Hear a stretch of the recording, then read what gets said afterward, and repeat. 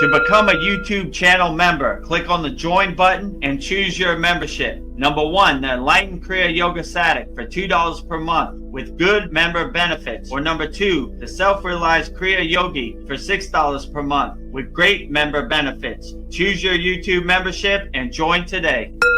Go to kriyayogashop.com to visit our Kriya Yoga store for all your spiritual needs. We have canvases, notebooks, tumblers, and t-shirts with all Veronica's divine handmade artwork. Go to kriyayogashop.com to visit our Kriya Yoga store. Thousands have already said yes to the Kriya Yoga path. And if you're here now, something inside you is ready too. Click the Join Now button below, choose your membership, and begin your journey to inner freedom today. See you inside the Kriya Yoga School Masterclass. Kriya Babaji Namo.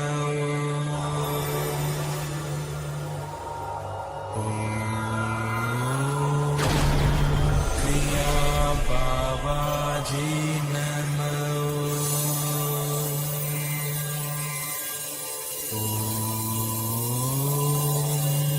Kriya Babaji Namo.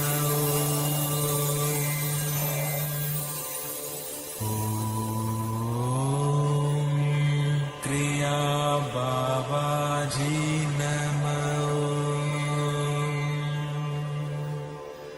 Om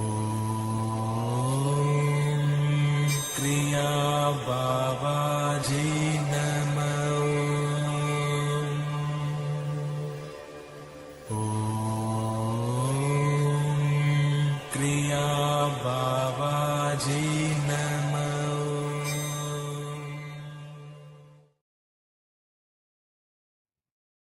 Welcome to our December 10th Vedgurudev's Q&A Satsang. Let me connect my microphone. We're a little discombobulated today. Veronica had something to do. It's a holiday season, so I'm trying to do this all myself till she gets here. She'll be a little bit late. So welcome to our December 10th Vedgurudev's live Kriya Yoga Q&A Satsang. As always, we are joined by a very auspicious guest. And we will welcome all of our auspicious guests for our December 10th Vedgurudev's live Kriya Yoga Q&A Satsang. First, we will say Goddess Lakshmi Devi, the goddess of infinite abundance, wealth, and prosperity. I will say her mantra with love and devotion 3 times. Om Sharim Klim Lakshmi Narayana Biyam Namaha. Om Sharim Klim Lakshmi Narayana Biyam Namaha. Om Sharim Klim Lakshmi Narayana Biyam Namaha. Next to Goddess Lakshmi Devi, the highest of them all, Adi Yogi, pure consciousness himself, Lord Shiva. And I will say Lord Shiva's mantra 3 times with love and devotion, wholeheartedly also. Om Namah Shivaya. Om Namah Shivaya. Om Namah Shivaya. Next to Lord Ganesha, next to Lord Shiva is Lord Ganesha. And I will say Lord Ganesha's mantra 3 times with love and devotion wholeheartedly also. The remover of all obstacles, the Lord of success. 3 times. Om Gam Ganapataye Namaha. Om Gam Ganapataye Namaha. Om Gam Ganapataye Namaha. Now that I have welcomed all of our very auspicious guests, I didn't put Babaji and Mataji out today because they're going to be cut off. But I'll say their mantra 3 times also wholeheartedly. To our beloved Sadgurudeva, the fountainhead, the pointer of Kriya Yoga, the deathless, immortal Himalayan yogi, Babaji, I will say his Mula mantra 3 times with love and devotion also. Om Kriya Babaji Namo. Om Kriya Babaji Namo. Om Kriya Babaji Namo.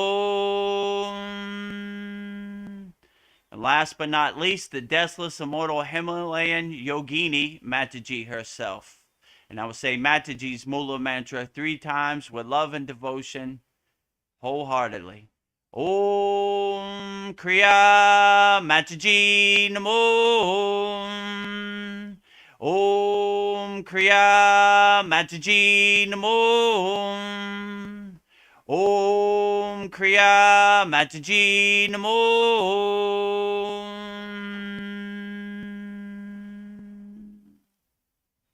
So with that said, welcome to our December 10th Vedgurudev's live Kriya Yoga Q&A Satsang. But before we get into it, let me tell you about all of our promotions. So we are now monetized on YouTube. So you can become a YouTube member, which you see right here. We have a $2 plan per month and a $6 plan per month. And in this first commercial about our becoming a YouTube membership, you could see exactly what you get when you become a YouTube member. Beloved souls, welcome. If you'd like to go deeper into our Kriya Yoga family and support our divine mission, you can become a YouTube channel member right now. Just click the join button and choose your membership. The first membership, the Enlightened Kriya Sadik, for $2 per month. Perfect for those that want to stay connected and support the channel. You'll receive loyalty badges, super chat, and super stickers, priority replies to all your comments. A beautiful way to be part of our Kriya Yoga family. The second membership, the Self-Realized Kriya Yogi, for $6 per month. For those that want full community experiences and deeper access, member shout out during our live streams, and the ability to record your own voicemail with your questions played on all of our live stream. This is a direct connection into our Kriya Yoga community. Choose your membership, add your payment method, and join today. Your support helps spread Kriya Yoga worldwide and Babaji's divine light to the world. Jai Babaji. So out there in the YouTube chat, tell me if you can hear me better now. I think I was having a problem with my microphone. I usually have Veronica here to tell me if I sound okay, but I got a guess right now. So maybe you probably didn't hear all my mantra japa. I was probably muted or something. Next is our commercial for our Kriya Yoga shop for all your spiritual senses, for all your spiritual needs, whatever you need during the holiday seasons. Go to our Kriya Yoga shop, and it's kriyayogashop.com, and I'll play that commercial now. Go to kriyayogashop.com and explore our Kriya Yoga store, created to support all your spiritual needs on the path. Inside, you'll discover a sacred collection of essentials, canvas wall art, spiritual notebooks, divine tumblers, and inspirational t-shirts, each one adorned with Veronica's exquisite hand-drawn divine artwork, crafted with devotion and intention. Every item is designed to remind you of your inner journey, elevate your space, and keep you connected to the light within. Visit kriyayogashop.com to explore the full collection and bring these sacred pieces into your practice, your home, and your heart. To bring your sacred pieces into your practice, your home, and your heart, go to kriyayogashop.com right here. Hopefully everybody can hear me out there. Having some difficulties today. And last but not least, if you want to master the supreme science of Kriya Yoga, Go to kriyayogamasterclass.com. And here's the last. Namaste. I'm Vedagurudev, and today I'm going to share a proven spiritual system that's already helped thousands experience deep transformation. When you join the Kriya Yoga School Masterclass, here's exactly what you'll get. Weekly deep dive classes, Saturday at 11 a.m. Eastern Standard Time. Bi-monthly Holy Fire Yagna ceremonies to clear energetic blocks. Weekly Satsangs and Q&A, Wednesdays at 9 p.m. Eastern Standard Time. Instant access to over 200 plus on-demand classes on asanas, pranayama, mantra japa, and meditation. Direct VIP access to me for daily mentorship and support. This is not just information, it's direct transmission, guidance, and transformation. Thousands have already said yes to the Kriya Yoga path. And if you're here now, something inside you is ready to. Click the Join Now button below, choose your membership, and begin your journey to inner freedom today. See you inside the Kriya Yoga School Masterclass. There you go. See you inside the Kriya Yoga Masterclass if you want to master the supreme science of Kriya Yoga. Right now is an excellent time. We have a holiday sale. Let me put it up there. Kriya Yoga Masterclass Mega Holiday Offer. 50% off all memberships. $25 per month. Usually, always $50 per month. $125 per year. Usually, always $250 per year. And if you want the lifetime Kriya Yoga School Masterclass membership, it's $200. Never pay again, but you gotta email me and I'll set you up. So I guess with that said, let's take this down and let's get started. Whatever questions you have, put it in the YouTube chat. Veronica is going to be a little late, but the show must go on. So everybody out there in YouTube land, let me know if I sound fine. I think I was having some audio difficulties in the beginning, you know. I usually have Veronica to tell me if I sound okay, but now I have nobody but the YouTube chat to tell me if I sound okay. So whatever questions you have, put it in the YouTube chat, and I'll answer them all wholeheartedly. So let's get started with our December 10th Vedgurudev's live Kriya Yoga Q&A Satsang. So let me see this.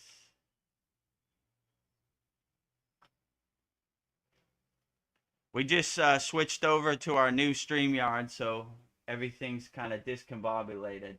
So Veronica is a member in our $6 plan on our YouTube channel. So she sent in a voice message for me to answer, which anybody who joins our $6 YouTube membership plan, I'll answer their question and I'll play your voice message on the live stream like I'll do now, and I'll answer your questions. So let's hear what Veronica has to say. Namaste, Vedagurudev. This is Veronica. So my question or thought today is, you know how a caterpillar turns into a butterfly?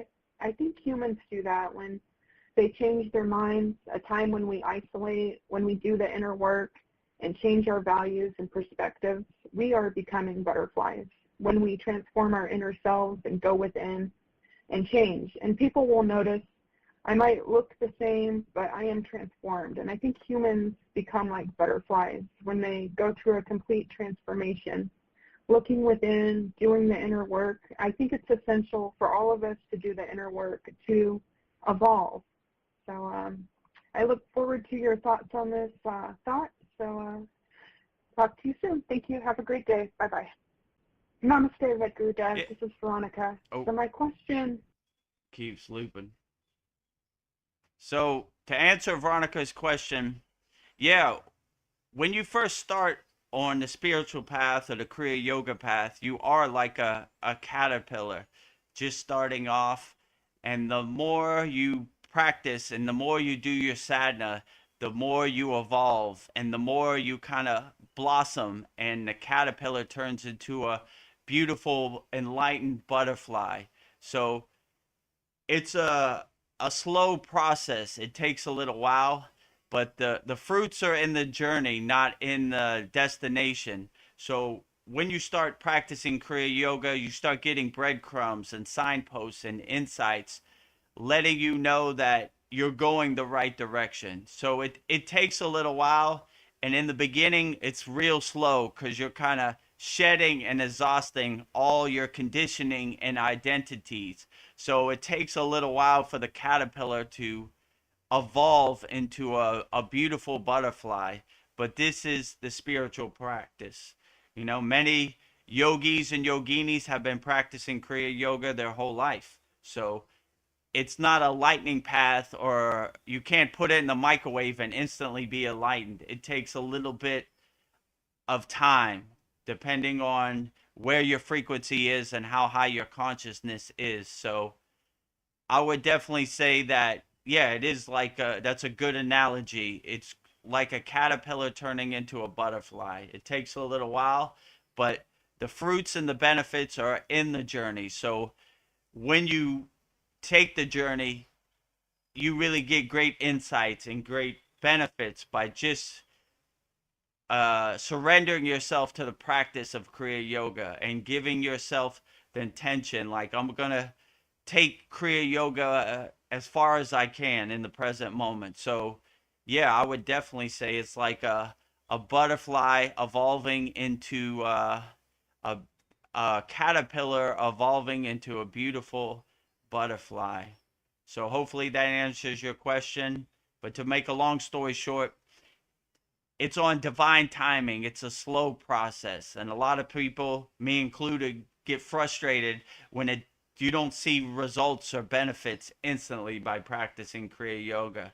But in my best opinion, you're basically shedding all your conditioning, your identities, and that takes a little while. So once you have taken all the trash out to the curb that no longer serves you, then you have a clear connection, and you're able to evolve and level up spiritually on the spiritual path. So, yeah, we all should aspire to level up. I have a nice level up sound effect that I can't find it. Yeah, we should all want to level up from a caterpillar to a butterfly. So, and be the best we can. But it's a slow process. It depends. It's different for different people, so it takes a little while. But don't get frustrated. Just keep putting one foot in front of the other and see where it takes you. That was basically my plan. So that's basically how I did it. So I would say, yeah, look forward to the blessing of leveling up from a caterpillar to a butterfly, which is a beautiful visualization and an analogy. So yeah, I would definitely say that would help you to level up. So hopefully that answers your question, Veronica. Now I'll go to the YouTube chat and see what other questions I have.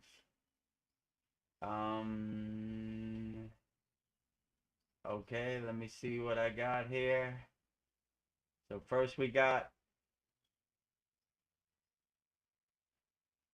Namaste. Loka samasta sukino bhavantu. Yeah, I agree with you, Paul. Peace, blessings, freedom, and happiness to all beings on all planes of existence. Loka samasta sukino bhavantu. That is a very profound mantra we say, sending peace, freedom, love, and harmony out to people all around the world. Loka samasta sukino bhavantu. Sounds fine. The show must go on. Yeah, absolutely. We're a little late. We're a little our ducks aren't in a row, but the show must go on. So we're doing the best we can. Sometimes we gotta duct tape it together with some bubble gum, but the show must go on. God bless you guys. God bless you too. Think that. Oh, that's Fitzguru. Oh, snap, crackle, pop. Snap, crackle, fizzle. God, may God call you. Yeah, God bless you too, Brendan. Glad to have you here. whatever questions you have, Brendan, put it in the YouTube chat. We'll answer them. I'll answer them wholeheartedly. You sound fine. Okay. Glad to know, right? I usually have Veronica. Does my audio sound good? Does my camera look good? But it's a holiday season, so Veronica's going to be a little late, but the show must go on. Next question from Snap Crackle Fizzle. I wanted to ask 5. Okay. All right. Whatever questions you have, Brandon, send them to me. We got another question. What is the self? Okay. Tony and Harika. Okay. Sorry, there's a little glare on my computer screen, so it's hard to see. So, what is the self? The self, in my opinion, is hard to define. So, I always like to say a self-defined is a self-confined. So, what the self really is beyond my comprehension. It's above my pay grade, but I'll try to answer it as best as I can for you, Tony. So, the self, I would basically define it as your soul, your consciousness, the thing that is beyond Maya delusion. So yourself is the thing, and it's never changing. It's always with you. Even when you shed your physical meat suit, your space suit, yourself, your energy moves on. So I would say it's your inner divinity. It's your inner energy. It's your inner consciousness. So my guru would define the self as the Atman, right? Which is your self, your essence, your presence, what you really are, your true inner potential. So I would define the self as your soul, your consciousness, your inner energy, your inner divinity, your inner energy, your Shakti, your prana, everything that's inside you as you, that is cannot be destroyed. Even when you transcend your physical body, your essence, your inner energy, your Shakti will continue to move on. So yeah, that's probably the best way I would define the self. But in my opinion, it's hard to define something that's beyond comprehension. So like I like to say about God, I would say a self-defined is a self-confined. So a self is way above my pay grade, you know? It's just I would say my best guess would be it's your inner essence, your inner divinity, it's your inner energy that carries you through the day and activates and animates your physical meat suit, your body. So hopefully that answers your question as best as you can. But yeah, to define the self is pretty hard to define. A self, a self-defined is a self-confined. That's the way I would say. So next question, uh, from Snap Crackle Fizzle. 5 Kriyas for 10 minutes, 2 minutes each. Doing Kriya for 30 minutes. What are your thoughts? Yeah, that's perfectly excellent, Brendan. So the way I usually craft my sadhana, my daily Kriya yoga practice, is that I pick the Kriyas that best resonate with me and best suit me. And that's how I craft my daily practice. So if you have 5 Kriyas that really resonate with you and uplift you and make you feel good, then I would add those into your daily sadhana, into your daily Kriya yoga practice. And you feel up most uplifted, and by doing 5 Kriyas for 2 minutes each, you know, for 10 minutes, and that would be perfectly fine. So there's no real rules or regulations of how long you should do it. I would do it however long it makes you feel good. So if you do 5 Kriyas for 10 minutes and that gets you through the day, and gives you enough energy and carries you through the day, then that is perfectly excellent. So, yeah, as far as like times, it varies from person to person. It's not one size fits all. So, when people say you should do this Kriya for this amount of time, how would they know what amount of time works best for you? So I would try it out. I would say, oh, 2 minutes feels pretty good. Okay, that's enough for the day. Maybe I need a little more today. It's a little colder out there. Maybe I need some more Kriya. Let me do 4 minutes of this Kriya. So you would be the best person to say how much time you need for each Kriya. So, and every day is different. Yesterday is not the same as today. Yesterday, maybe you need 2 minutes. Today, maybe you need 4 minutes. I don't, it just depends. So I wouldn't say there's a one size fits all, end all be all. It's really up to your own discrimination and the discernment to see what you need through the day. You know, some days you might feel your stomach is hurt, and you might say, I need the Bija mantra for the Manipura, the navel chakra. Let me do it a little more today. So it's up to you how much you need. Like, no one can tell you how you feel in your body. You tell me how you feel in your body. So you would definitely have to use your own discernment and your own discrimination, how much time you need. So I would just say, do whatever resonates with you. So if 5 Kriyas for 10 minutes, 2 minutes each, give you enough energy, activate you through the day, perfectly fine.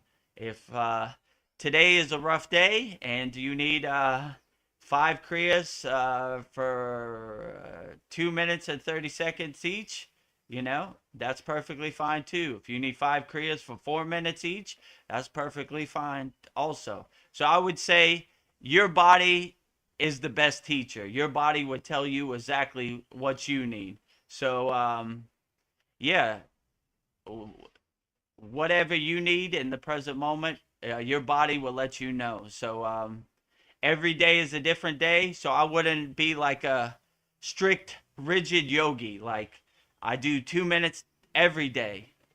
This world is ever changing. So today you might need 2 minutes. Tomorrow you might need 4 minutes. So I would use your own discernment and your own discrimination, and let your body be your guide. Let your body be your North Star. Let your body be your guiding light, and it would tell you what you need, you know? Wait a minute, Vedagurudev. We can't start our day. We need 4 minutes today. It's going to be a rough one out there, you know? Or wait a minute, Vedagurudev. We need 1 minute. Today is pretty good, you know? Everything is all clear. So I would just let your body be your guide and let your body be your North Star, and it'll tell you exactly what you need. So, yeah, that would be my best advice. Snap, crackle, fizzle. So, next question is from, I think this is Paul. Still trying to bust out of my cocoon. Yeah, it's a slow process. It takes a while, you know, like it for me, it definitely wasn't a lightning path. It didn't like Babaji hit me with his lightning bolt, and I was instantly enlightened. You know, I had a lot of identities and conditioning and distractions in my life, and it took me a while to shed all that. You know, but it's a slow process. But once you start going, it starts coming together, and it's a blissful process. I enjoy Kriya yoga, so it's not like going to work or exercising. It's like I jump out of bed and I can't wait to practice Kriya yoga. But I've been doing this for over 10 years now, so it was a slow process in the beginning, and your ego definitely doesn't want to let you go. So it's a couple-month war with your ego, you know? It likes you who you are and your ego self and your lost in the sauce self. And definitely in my case, it definitely liked me who I was, and it didn't want me to get on the spiritual path. So it puts up a lot of blockages, resistance, obstacles to not you realize your true inner potential and your true inner self. So, but it happens to everybody. It's just a slow process. I would just say enjoy it, be comfortable in whatever kriyas you do and relax in each kriya you do, and yeah, breathe into each kriya you do, and it will really help you overcome whatever obstacles this Maya delusional world puts in front of your way. But it happens to everybody. It definitely happened to me. Like the first 6 months of practicing Kriya Yoga, wow, it was a nightly war, and that ego did not want me to shed my ego self. Your ego eats your negativity, your conditioning, your identities. It loves that stuff. So I was a big, fat, tasty cake of ego play before I got on the path of Kriya Yoga. And once I started starving my ego, it was not happy. It wanted to eat the tasty cake forever. So it was a nightly war, but slowly but surely I got here. And if I can get here, anybody could get here. I'm no, light being or no ascended master. I just did the hard work. I set myself a sankalpa intention, and the rest is history. Here I am. So if I could do it, you definitely could do it. But just take some commitment. It takes some inner work. Like no matter what this crazy ego Maya delusional world throws at me, I'm not going to give up. I'm going to just keep putting one foot in front of the other. And that's basically what enlightened Kriya yogis and yoginis and ascended masters did. They just never gave up. No matter what this world threw at them, they shook it off and kept moving forward. So yeah, I would just say it's a slow process, but if I could do it, anybody could do it. I'm the poster board for the worst yogi to ever live.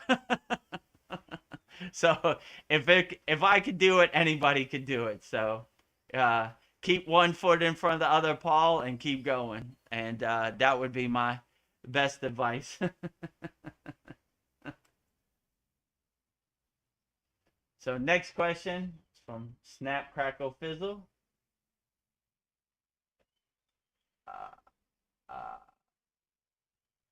Yeah, he is Sam Kriya. Oh, is Hamsa? Sorry, there's a glare on my computer screen, so it's hard to see. Is Hamsa Kriya? Could you use Yawahi?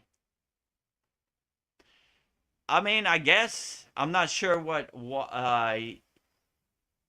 Yawa means, but if it translates to God to you, then yeah, why not? So Hamsa basically means I am that, and that meaning God, or Soham, that I am, right? Or I am God. So it's basically giving you the verbal visualization of I am one with God. There is no duality. There is one with God. God is not over there, and I am over here.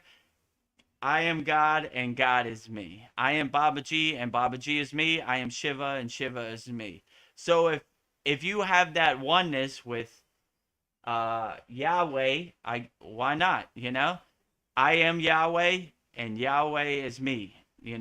There is no duality. There is only divine oneness inside me as me. So yeah, I mean, you could adjust accordingly and modify any of these kriyas we do in our Kriya Yoga Masterclass to best fit yourself. There's no rules, there's no guidelines. I don't want to be a gatekeeper of Kriya Yoga. You take what I give you and modify it and adjust it accordingly how it fits you best. Some people like the kriyas the way they are, or some people adjust them. So if you want to adjust Hamsa to Yahweh, why not? You know, give it a try. If it uplifts you and makes you feel good and gets you into a higher state of consciousness, why not? You know, it's all the same. So basically, Hamsa is basically aligning yourself with God, and realizing God is inside you as you. I am that Hamsa, or that Soham, that I am. So if you go Yahweh, right, you're aligning yourself, you're centering yourself with your God of your choosing. So if a God of your choosing is Yahweh, which I'm not too familiar with, then that is perfectly great. Align yourself with Yahweh as much as possible. But if you inhale Yah and exhale outweigh, outstanding. Sounds very beautiful. Snap, crackle, fizzle, Brendan. So yeah, I would adjust accordingly and modify it how you need, because it's not one size fits all. People have different spiritual traditions or gods that they resonate with, and if you want to modify this for Yahweh, then perfectly fine. So hopefully that answers your question. Snap, crackle, fizzle, Brendan. And the next question is, or is this specific note from Hamsa? Oh, so this is a continuation of the other. It's not specific for anything. Like, if the sound syllables of Hamsa you modify to Yahweh and it uplifts you, then it's perfectly fine. There's no rules or regulations. I would just find a God of your choosing and find a sound syllable that aligns you and centers you with your visualization of or your God of your choosing, and I would just do that, and that would carry you and uplift you. So yeah, I would modify all these to help you get through your daily life and help you navigate the daily life. So if by saying Yahweh in the same cadence of Hamsa, like inhale Yah, exhale Wei, right? Same like that. Inhale Ham, exhale Sa. Get you through the daily life and uplifts you and helps you overcome all these obstacles, resistance, and blockages out here, then I would say it's perfectly outstanding. So it's not one size fits all. I always say have a God of your choosing. So if any of these Kriyas I give you in the Kriya Yoga Masterclass help you navigate and overcome this crazy, chaotic, Maya delusional world, then perfectly outstanding.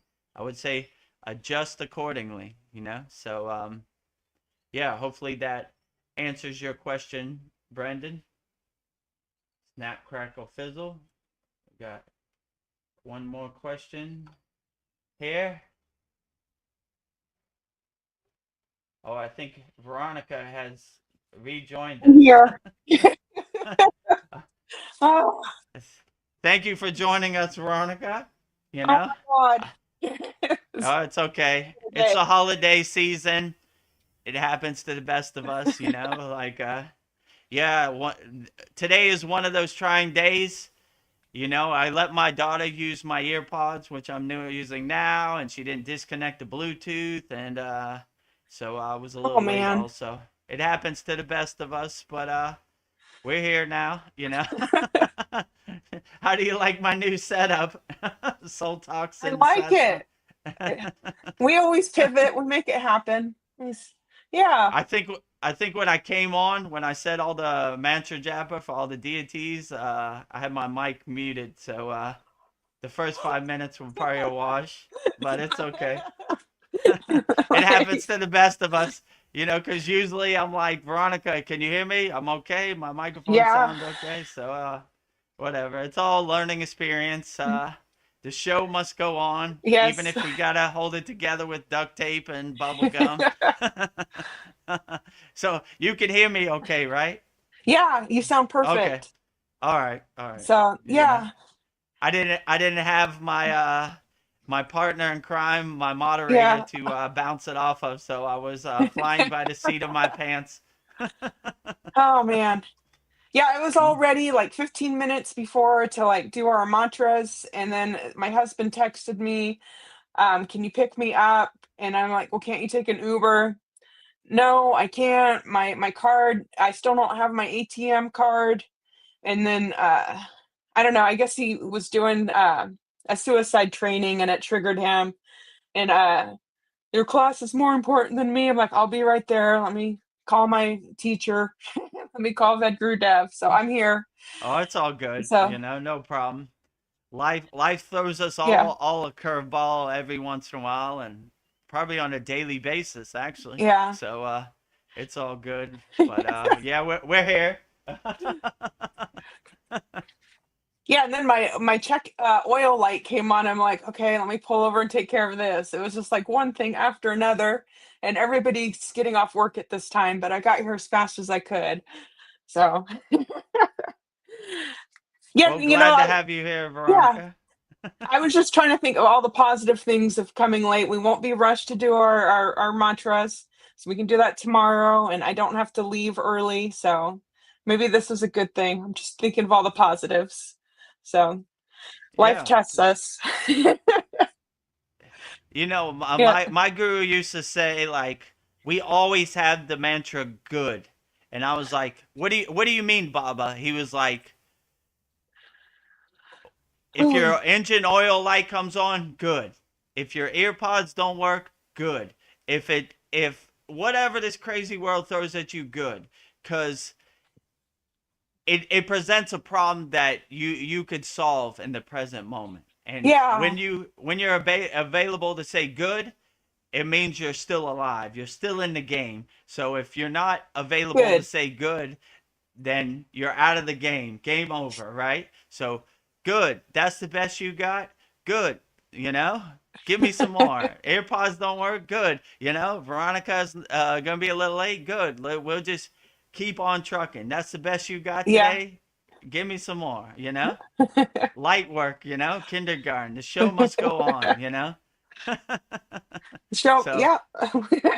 better late than Can't never. stop. So have another mantra in your pocket with who? Good, right? Good, good, good. Whatever I like happens, that. good. That's it. Good. That's it. Good. Good. Another problem to solve. Good. Let's get to it. Not we can't hide under our bed. We can't worry about it. We just get to work. We're problem solvers over here. So, Oh. okay, this is the problem at hand. Let's get to work. Yeah, when stuff goes wrong, I'll just be like, good, good. Wow. I'm here to solve it. Well, how have you been? What have you been talking about? Where are we at? So I played your voice message about the butterfly in the cocoon, and I answered that, and Okay. I answered all the questions in the chat. Right when you came on, I was answering the last question. Snap, So, crackle, fizzles. Uh, oh, did you already? he's talking to Paul, I think. Oh, let me see. Paul said, "Get out of his cocoon." Hamsa, I answered, and then I think they're talking in between themselves. Are you learning Hindi? You know, uh, Oh, Paul. Paul. Well, the next question, oh, I think I know who this is. Who is Yoga Achari Satyananda? He is like some of my he's like some of my Bible quotes, and his profile picture was this your guru or the two other yogis? Yeah. So Yoga Acharya Satyananda, I gave access to our Kriya Yoga Masterclass. But he it's somebody I know from the Himalayan mountains who when I started the Kriya Yoga school, like when I started the Kriya Yoga school, I told my guru about it. He said, "Yeah, add these people, set up an account for them, and they'll come." So yesterday, I saw that he has never come, so I logged on his account and liked all your posts, Paul.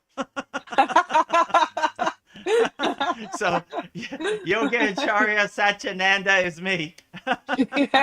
So I saw like basically like I set up an account and gave them the password, but they never used it. So Oh. I used his account to like everybody, like all the stuff Yeah. in our Kriya Yoga Masterclass in our Yeah. free Kriya Yoga school. So You so you activated him. You channeled yourself through him in a way. the yeah, I activated him and did what he should have you did. you were So yeah, basically, these yogis, they're not technology savvy, right? Yeah. So if you could get them to check their email once a month or even know what their email is, it's almost like a miracle, you know? Yeah. I'm lucky because my guru is more tech savvy than other yogis. Telling a yogi about the internet and the websites and it's almost like Yeah. Talking to a speaking wall. it's like speaking Chinese to them, you Yeah. know? It's like, you know, it's like, Yeah. you know, so like they have no clue. So in the beginning I set up it because as my guru requests, like, yeah, maybe they'll come by and maybe they'll speak, but that was over a year ago, so they Yeah. never did. So I was kind of cleaning up our Kriya Yoga Masterclass, and I was like, let me see, you know, oh yeah, I forgot I gave access to these people a long time ago. So let me go on, and I wanted to see if they changed the password or anything. They didn't, you know, they have never come on, and so I went on and liked all of our members' stuff. So you get a gift for Christmas. Yoga Acharya Yeah. Satyananda liked your post. So yeah, Yogi Acharya Satyananda is somebody we know in our spiritual tradition who my guru thought would be interested, but not really. Yeah. We're busy learning Yeah. the secrets of the universe inside us as us. We're not going on the internet. So yeah. But yeah, I'm glad Yoga Acharya Satyananda liked Yeah. your Bible quotes, Paul. it, Through it was me. really me. There's another one. It shows me. It shows the guy, and it shows a picture of me and my guru and the guy. You know, he's a Vishnuite, which you know you see he has the three Yeah. lines. You know, he's like a darker skinned guy. So yeah, yeah. Maybe tomorrow you'll get a like from him too. Yeah. Ah. Well, it looks like we've got a lot of comments from Snap Crackle Fizzle and Paul. Let me see this because some people say the breath is Yahweh. Is that a conversation with you or Paul? That was an earlier conversation before Oh, you okay. got on. So Brendan wanted to know, Snap Crackle Fizzle wanted to know if you could adjust Hamsa to Yahweh. So I guess he resonates with Yahweh more than Hamsa. So I said, inhale Yah, exhale Wei. You know, you could modify it and adjust it accordingly. So, do you need to know this before? Yahweh, Jesus, you know, Hamsa. and Hamsa. Okay, so yeah, you could adjust it accordingly. You know, whatever deity or whatever energy resonates with you the best, I would adjust it accordingly. So, yeah, so you can always adjust accordingly. So, if Yahweh uplifts you and gets you through the day, like I said earlier, yeah, it's not one size fits all. So, I would see which kriyas, see which breath work works for you, and adjust it accordingly. So if you want to say ya, inhale, way, exhale, it's perfectly fine. You know, we have one pranayama which is basically inhale va, exhale she. You know, it's perfectly fine. So if you embed your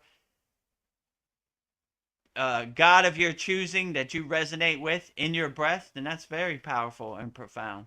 So, yeah, I would say if you really like how Yahweh sounds and you like that name of Jesus, we in the Kriya Yoga tradition say Yeshua, but Yahweh, Yeshua, it's whichever one works best for you, then that is the best way. So, yeah, I would find what incarnation of God or what sound syllable of God works best for you, and I would adjust it and put it into your daily practice. We have Mantra Monday playlist on our YouTube channel. We have, I think, 18 mantras up there now, and Wow. yeah, whichever one works best for you, then that is the best one. So, yeah, I would definitely say go through Mantra Monday.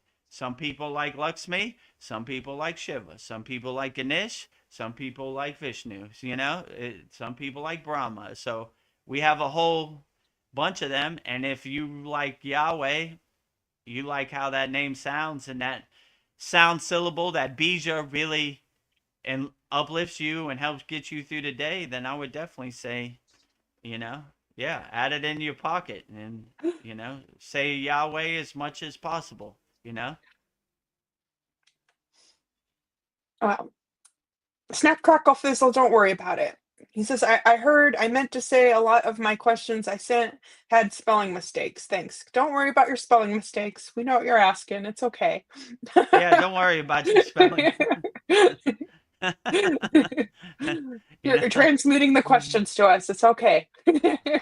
Yeah, I was telling uh, Veronica I'm not a good texter, so yeah, and E sticks on my keyboard, so sometimes you'll see where I forget the E. So yeah.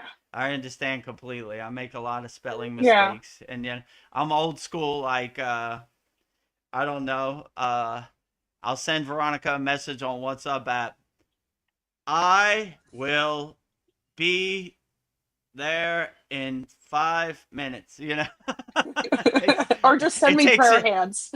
It just takes me 10 minutes to send what I was gonna say I was gonna do in 5 minutes. So, so I understand completely. I'm not the Yeah. best texter either.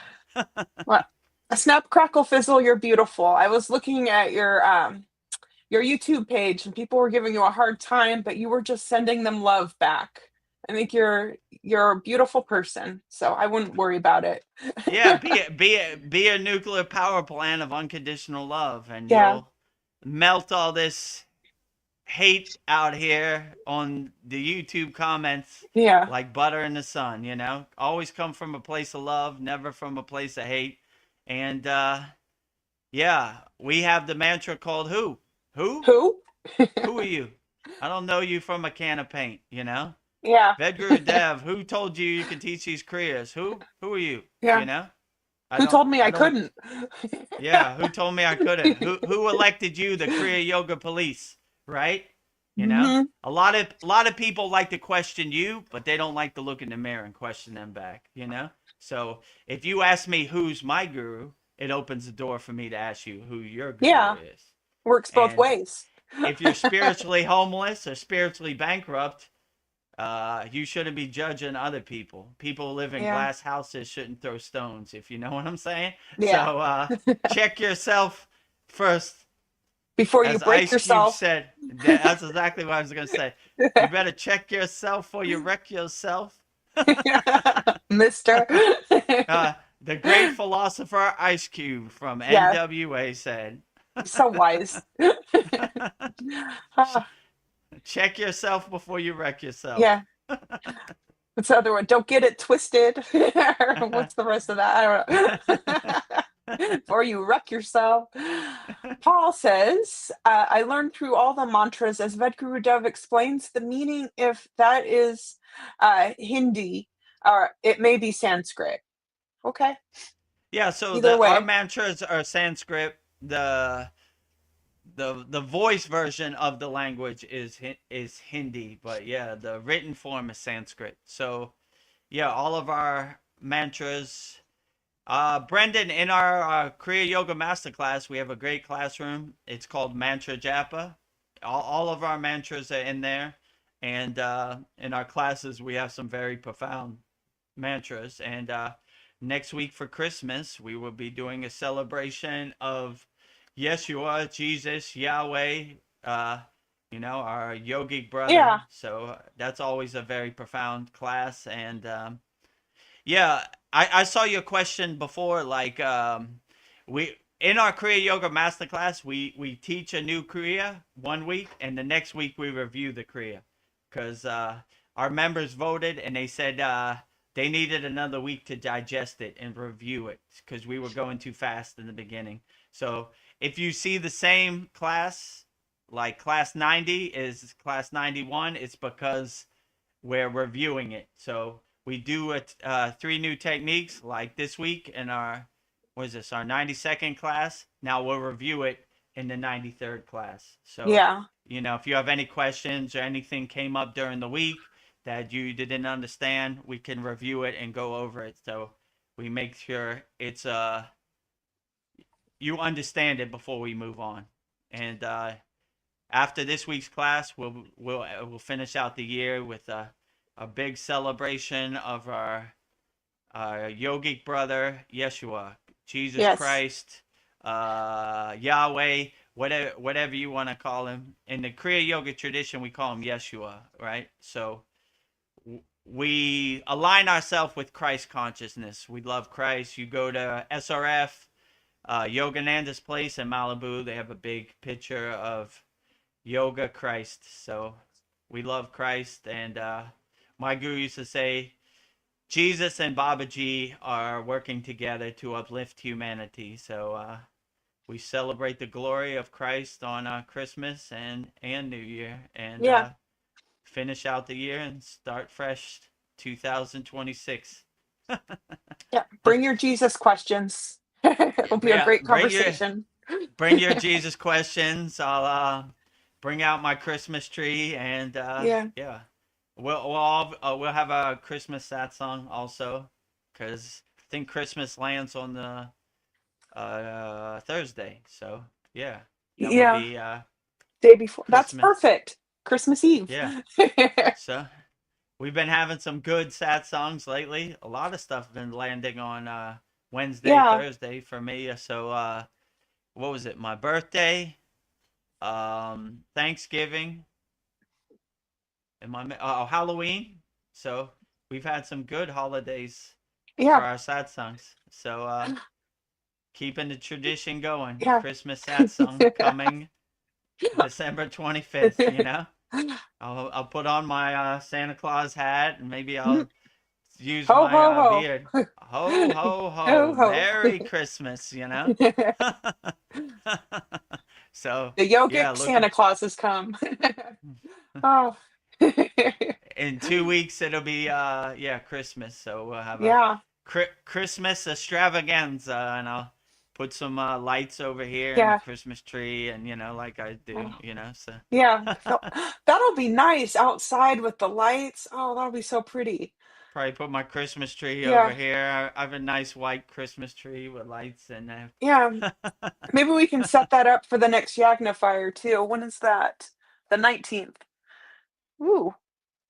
Yeah, and then the next in January it'll be the 3rd. So if your tree's still up, that'll look cool with the fire. Yeah, we'll do a New Year celebration, Yeah. whenever New Year's is. And yeah, so if you don't have no family or no one to spend your holidays with, spend it Come with to us at us. the Kriya Yoga School. We'll answer all your questions. We'll have some good Christmas tree and lights. And yeah, if you have any questions about Jesus, Yeshua, Yahweh, uh, give them to me. I'll be sure to Yeah. answer it. I'll answer them as best as I can. I mean, until today, I didn't even know who Yahweh was till Brendan Yahweh. explained it to. Okay, We learn stuff new all the time. Well, as my guru said, many roads to the mountaintop. yeah. They're all great. They all get you to the mountaintop. So if you resonate with Yahweh, Jesus, Yeshua, Jesus Christ, whatever, they all go to the same place. So it's all good. Whichever road you take, as long as you get to the mountaintop, that's all that matters. Yeah.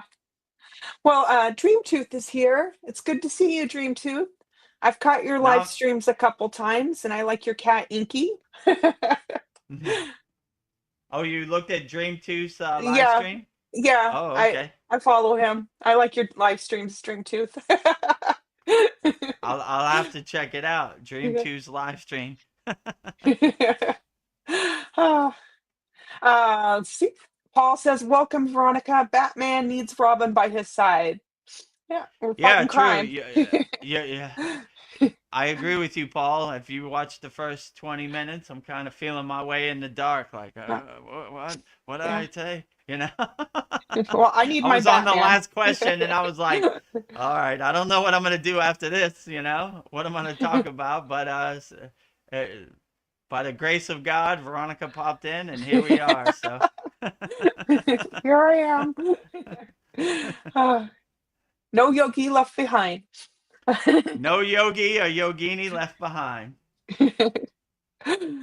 Paul says, "Well, I'm a bit disappointed. I thought I had gained the attention of another enlightened being. Maybe you have." Which enlightened being are you talking about? Yeah, yeah, there was a couple of them, maybe all of them. Well, Well, don't be uh, disappointed. It happens the yeah. way it happens in divine timing. Yeah, let me know what light and being you were trying to get the attention of, and we'll try to clear the path for you, Paul. Well, Dream Truth sends some emojis. So I speak emoji. Sends a Christmas a Christmas tree, a party hat, dancing, a rose, and Santa Claus. That sounds like a great party. I love Nice. it. Merry Christmas to everybody out there. Merry Christmas. The holiday season is upon us. Well, we're an hour in. I guess I'll give you a list since we're halfway there. Let me see what I have. Nice. um, Okay. are you ready? This one is called the 10 Rules of Detachment for a Peaceful Life. Number 1, let go of what you can't control. Number 2, stop chasing approval. Number 3, notice your emotional trigger. 4, practice non-reactivity. 5, hold your expectations loosely. 6, give people space to be themselves. 7, release the need to win every conflict. 8, limit your attachment to outcomes. 9, practice self-presence. 10, know when to walk away. So those are my 10 rules of detachment for a peaceful life. Okay, great. Let's go through them. Okay. Ugh. Number 1, let go of what you can't control. Yeah, so you should always detach and let go. In our Kriya Yoga Masterclass, one of our first Kriyas we do is called Sudhi. We detach and let go. If a thought comes into your mind, you witness it, you acknowledge it, detach and let it go. Detach and let it go. And you begin to see like 90% of the things that you're attaching to don't really serve you in the present moment. Like, what difference does it make what Kim Kardashian wears to the Grammys? What difference does it make what Donald Trump eats for dinner? What difference does it make who won the football game? These are all distractions that don't really serve you in the present moment. So we always do a practice of detach, let go, especially when we start to do our sadhana or a Kriya Yoga practice, because we don't want these thoughts or these conditionings or these identities following in us into meditation. So we're basically cleaning our house. My guru used to say, go down to your basement, sweep up all the dust, open your windows, and definitely clear all those pesky boxes that are blocking your doorway to God. So we're cleaning our house because we don't want none of these thoughts that don't serve us to follow us into a higher state of consciousness, into our meditation. So we definitely detach and let go as much as possible. And when you become the detached witness, you begin to see like the world, you're not attached to the world. You're looking at the world like you're sitting in your seat in the movie theater, detach from it. So creating some space, some separation from it. And you begin to see, like, why do I care about this? Yeah. How does this serve me in the present moment? Who are Who? you? You know? So you begin to start shedding these things and letting go. Like, you begin to start cleaning your inner house so it's nice and clean. Like, why do I need this? I'm throwing this away. Why do I need this? I'm throwing this away. And that helps you concentrate more and focus more, because you see, like, most of the stuff you're carrying around in your backpack doesn't really serve you. So you start shedding that and you start detaching from it. Like, and you begin to see that all these psyops and all these things are trying to steal your attention and pull you in all directions. So when you see that, then you start detaching from it. Why do I need to know what Kim Kardashian wore to the Grammys? How is that going to do my inner work for me? It's not. Why do I need to know what Donald Trump ate for dinner? How is that going to do my inner work for me? It's not, you know? So you start cleaning your house and letting go of all this. So yeah, I would definitely say make it a practice of detaching and let go. And if you want to know how to do Sudi, you basically close your eyes, thought comes into your head, detach, let go. Detach, let go. What am I gonna eat for dinner? Detach, let go. Detach, let go. I wonder what Santa Claus is doing today. Detach, let go. Detach, let go. Detach, let go. Clear. No thoughts. Now I can go into meditation, profound. So yeah, I would detach as much as you can. That is a Yeah. great practice.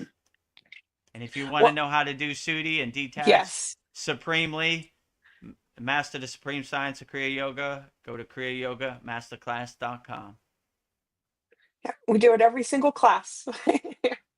Every single class, detach, Yeah. let go. Number two, stop chasing approval. Yes. Yeah, I would definitely stop chasing approval, because you see all these people you so-called need approval from are unimportant. They're unimportant. Why do I need approval from anybody? I'm a free bird. I do what I want to do, you know?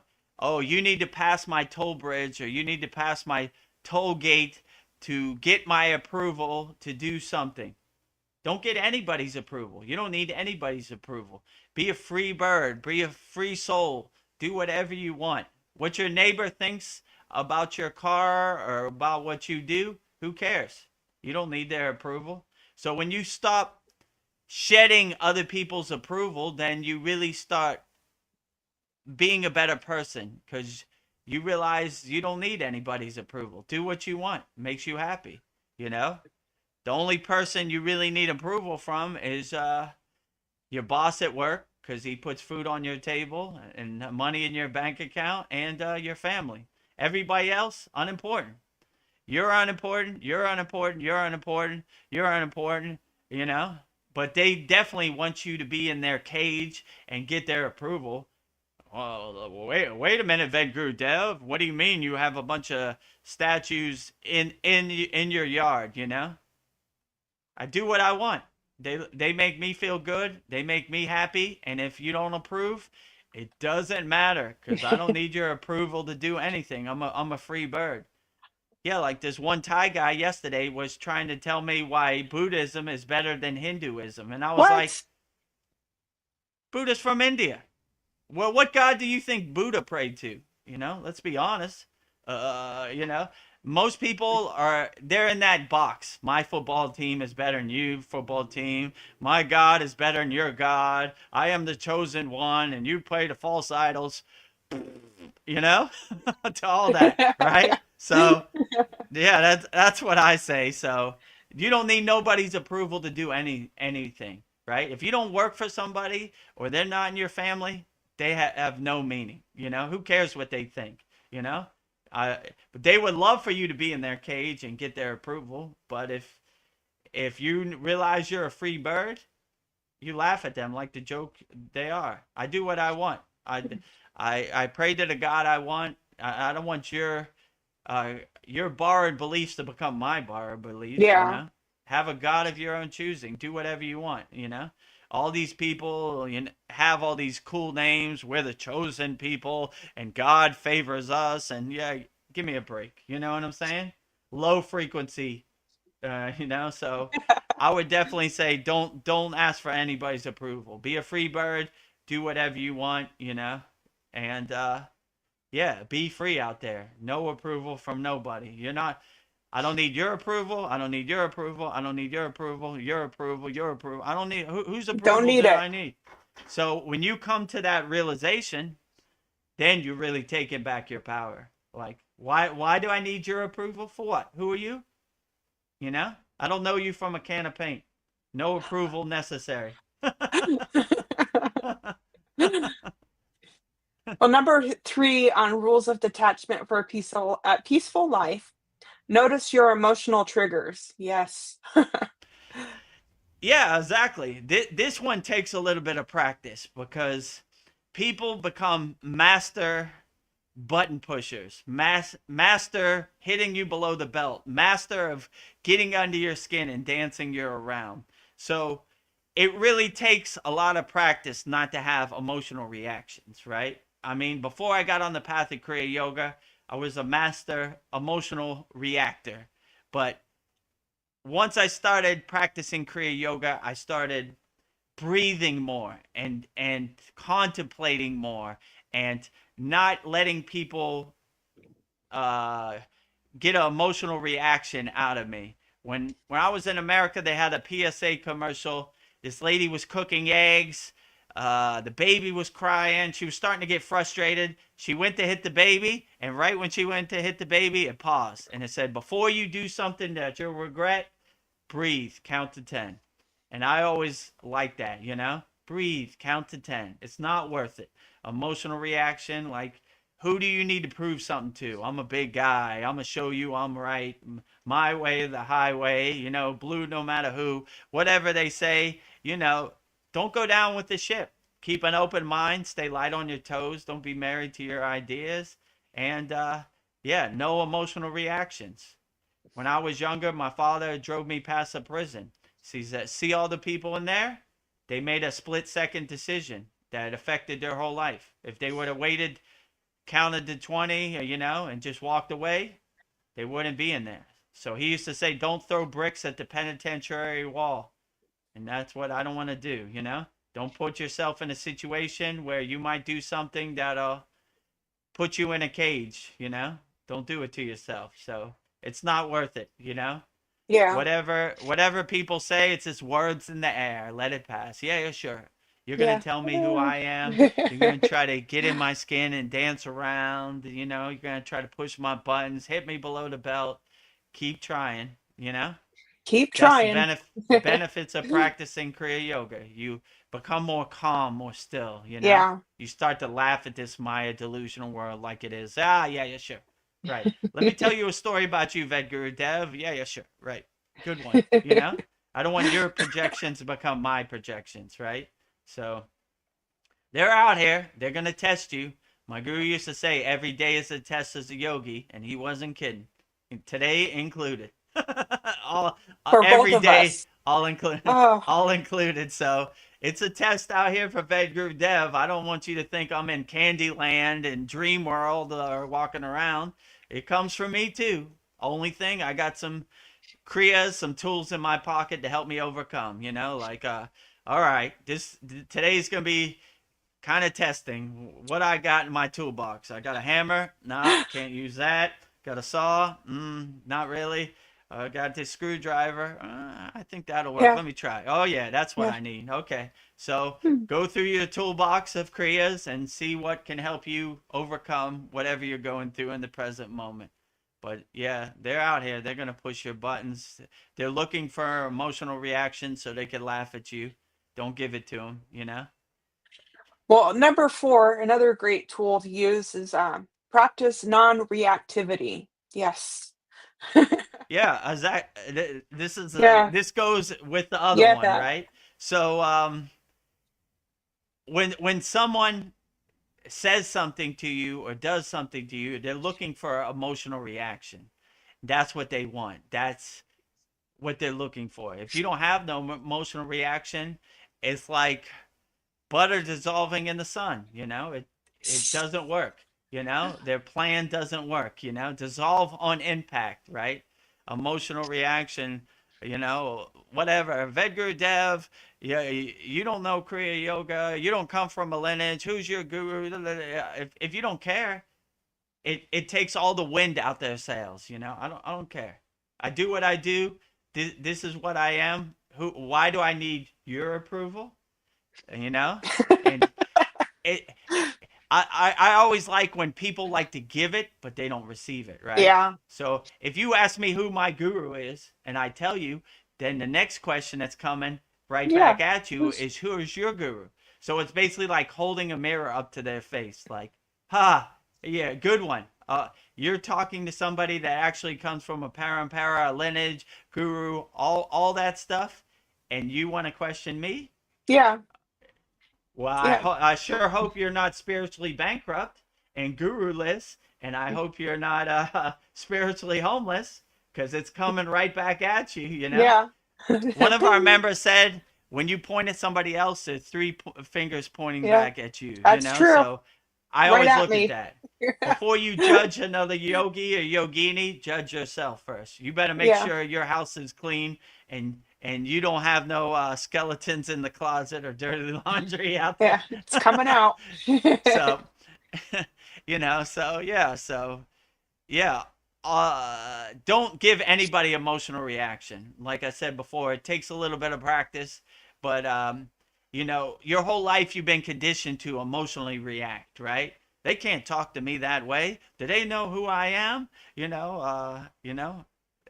But if you dissolve that and dial that back, then they get no emotional reactions. And when you know thyself, no one can tell you who you're not. So when you know yourself, you'll be like, yeah, let me tell you a story about you, Vedagurudev. Yeah, no thanks. I know thyself. Yogananda's place is called Self-Realization Fellowship. We realize ourselves, so no one can tell us who we're not. Yeah. So that's always the way I like to look at it. Number 5 on rules of detachment for a peaceful life is hold your expectations loosely. Ugh. I would say hold your expectations zero, not even 0. loosely. We have no expectations. The best piece of advice my guru gave me when we were going up the Himalayan mountains, I'm at the bottom of the Himalayan mountains looking up at those snow-capped, brutal mountains, the wind, the elements. And I said, Baba, what's your best advice? He said, no expectations. And those are words I live by. I don't have no expectations. So I don't even hold them loosely. It happens the way it happens. Que sera, sera. Let it happen the way it happens. And it takes me where it takes me. And I have no expectations, so I can't be disappointed. So I would try to have no expectations. Like, all right, it's going to happen this way. Let it happen this way. And I just surf the wave and go along for the ride and, see where Yeah. it takes me. The roller coaster goes up, it goes down, it goes left, it goes right. Oh, okay, it's what's happening today. So yeah, we don't really have any expectations. Like I can never get disappointed because I don't have expectations. When you start having expectations, then you could suffer, because this world is not certain. It's not going to happen the way you want it to happen. So if you have that understanding, then you will be able to navigate this world a lot better. Like, it happens the way it happens. Oh, well, look at that, interesting. But I didn't have any expectations, so I can't be disappointed. So if you don't want to be disappointed or suffer, have no dog in the fight, no expectations, and you'll be able to navigate this world beautifully, right? So I wish Yeah. I learned this when I was my daughter's age 16. It would have helped me navigate this Me world too. better. I had a lot of suffering and a lot of expectations, and I was always frustrated. This world's not happening the way I want it to happen. And then I realized the world isn't going to happen the way you want it to happen. It's going to happen the way it happens. So you have to adjust to the world.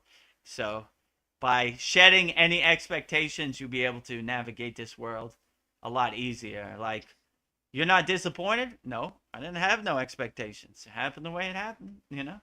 So Yeah. you can never be disappointed because you didn't have no dog in the fight. You didn't have no expectations. It's a great piece of advice. Best ever. Ah, number 6, give people space to be themselves. I wish people would do that for me.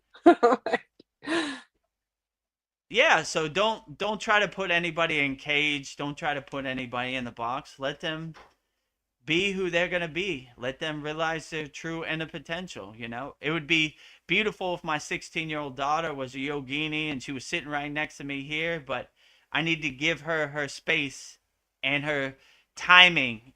She's on her own divine timing. I always think when I was 16, I didn't want to hear anything about God. All I wanted to hear was about skateboarding and video games or whatever I was doing, you Yeah. know? I didn't, or DJing. I didn't want to hear about anything else, you know? So I always have that perspective. It takes people time to see that this Maya delusional world isn't the way. So let people happen the way they happen, and let them come to their realization on their own timing.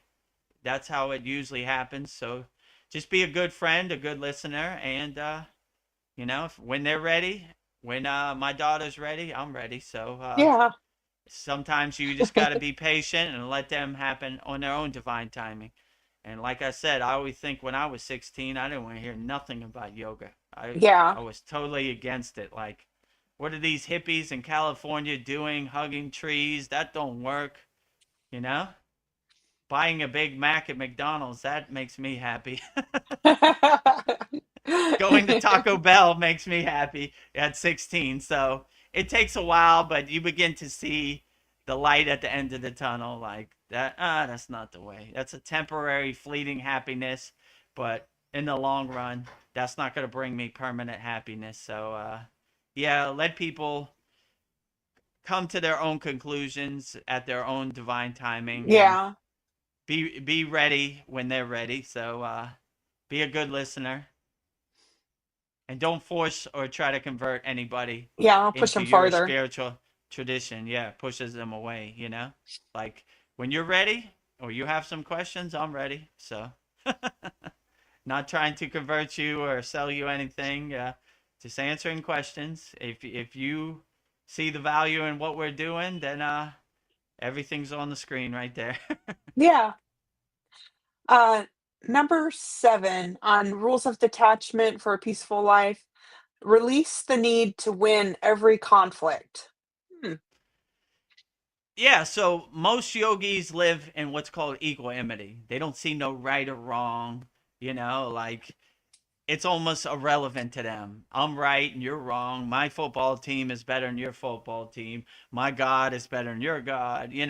These are all lower frequency vibrations.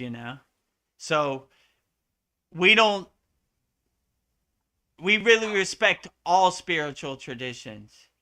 So, yeah, like when we respect all spiritual traditions, then we see the beauty in all spiritual traditions. Your football team beat my football team, great. Your football team outplayed us. And I always like in SRF when they have spiritual gardens, meditation gardens for all spiritual traditions. So that's beautiful. So we respect all. We don't want to be right. My God is better than your God. You worship false idols. All this is irrelevant. So have no need to be right or wrong in any situation. What difference does it make? Let's see. Number 8, limit your attachment to outcomes. Hmm. Yeah, so have no dog in the fight. The world is going to happen the way it happens. It's the end of the movie is not going to happen the way you want it to happen. So have no expectations of outcome. Let it happen the way it happens. And when you let this world happen the way it happens, you feel better about it. Like you have no dog in the fight. You're not trying to control the outcome. I always look at it like the end of the movie happens the way the end of the movie happens, you know? Like, you're not going to change the end of the movie. It happens the way it happens. So this is a good analogy for the Maya delusional world. It happens the way it happens. And it's not going to adjust to me. I have to adjust to it. I have to stay light on my toes and adjust accordingly to the world, you know? So, yeah. Have no expectations of outcomes. It happens the way it happens. Que sera, sera. Water under the Que bridge, sera. clouds passing in the sky, and yeah, what a beautiful thing that is. So yeah, let this world happen the way it happens. Don't try to change the end of the movie. You know, don't try to change the outcome. It happens the way it happens, and you'll get less frustrated or less disappointed, you know, because all right, that's how the movie ended. That's how the movie ended. What can you do, you know? What can you do? So let it happen the way it happens. No expectation of outcome. It ends the way it ends, or it happens the way it happens. Number 9, practice self-presence.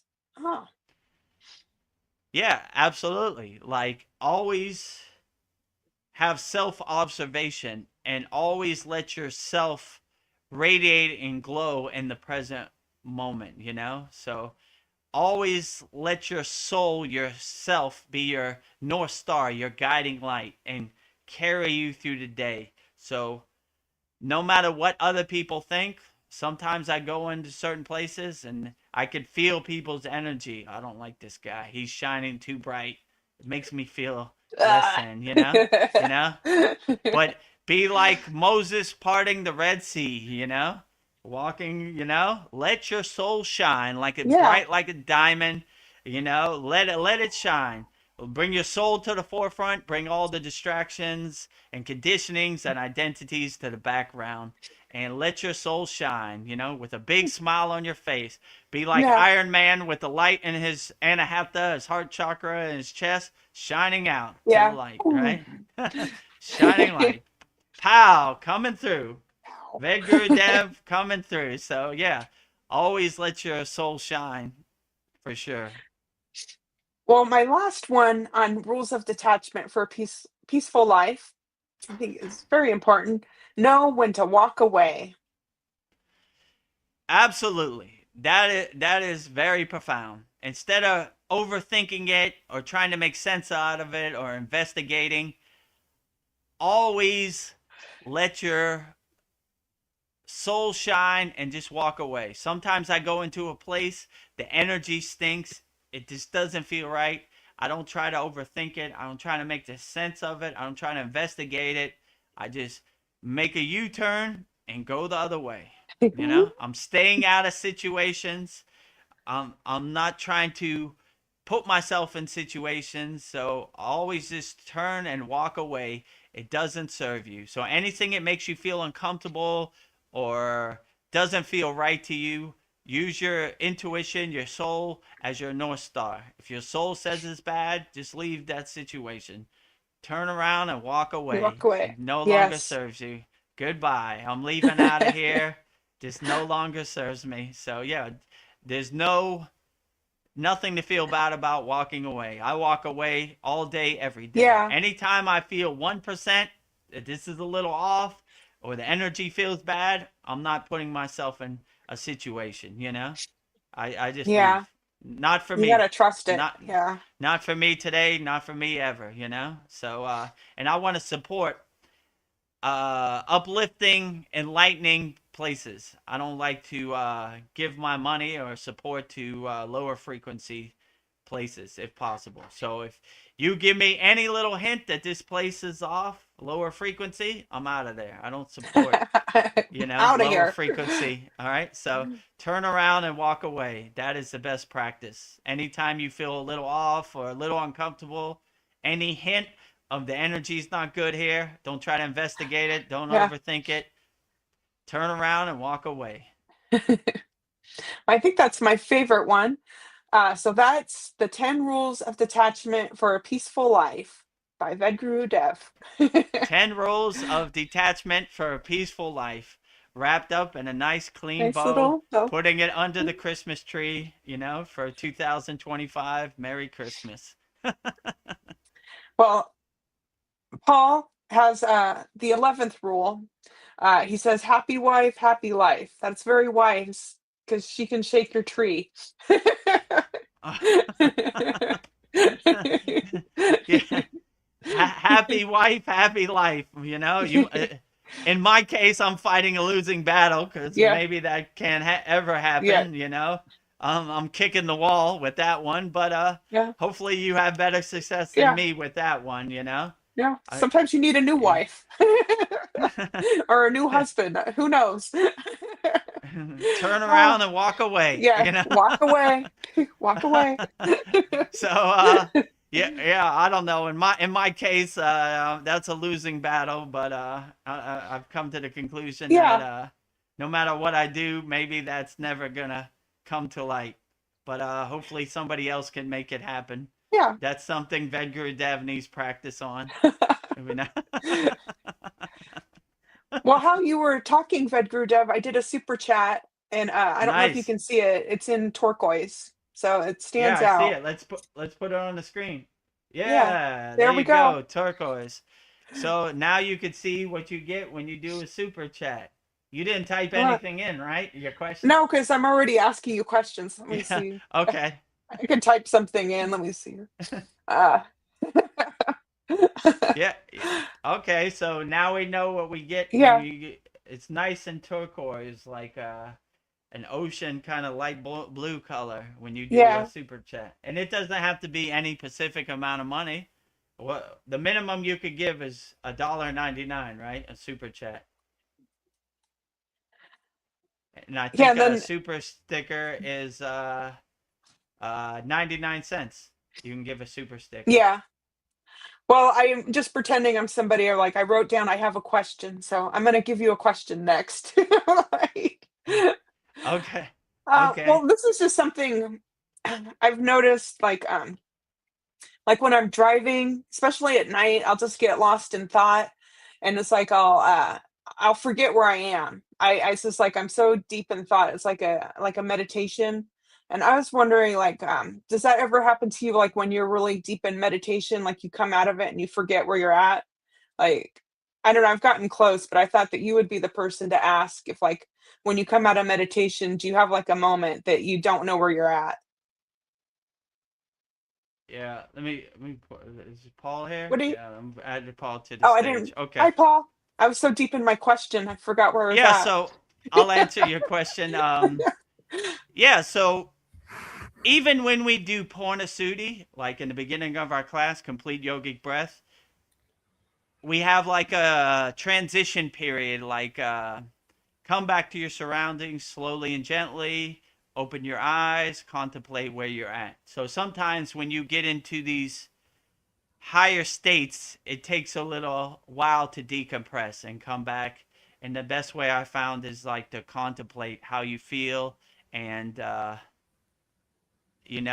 come back to your surroundings slowly and gently. So yeah, definitely that happens. So Yeah, I suggest while you're driving, don't really get into deep yeah. consciousness or a I'll just deep like snap state. out of You it. know, you Like, know, and roll down you, the you window, get some air.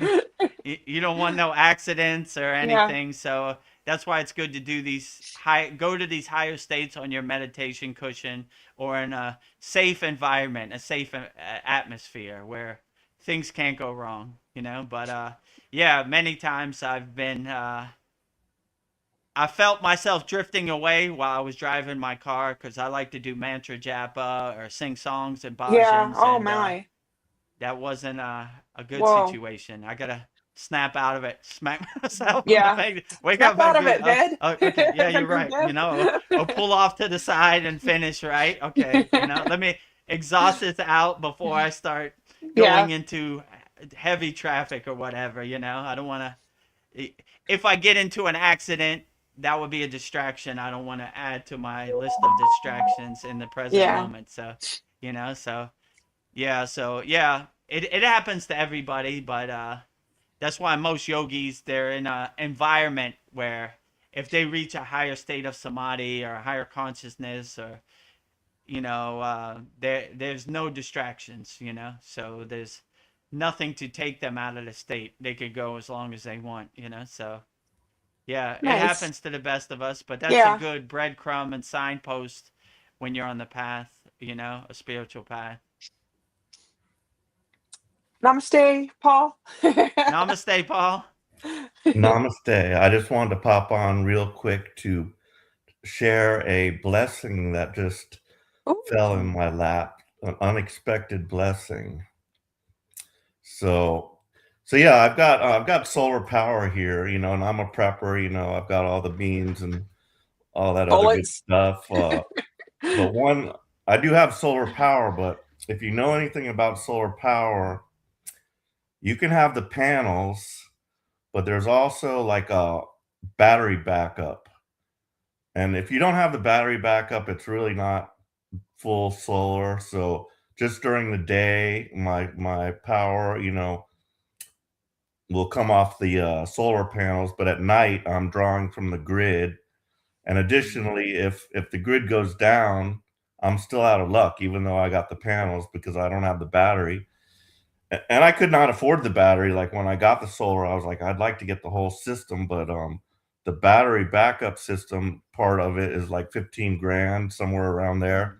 Holy Could not cow. afford it, and it's been on my mind. I'm like, how am I? I could probably do a homemade one myself, but all that electrical work, I'd probably have to still have like a contractor come out and hook it up to it's a lot of complication to it. But so I got a call, and I was like, usually I screen out all calls, telemarketing.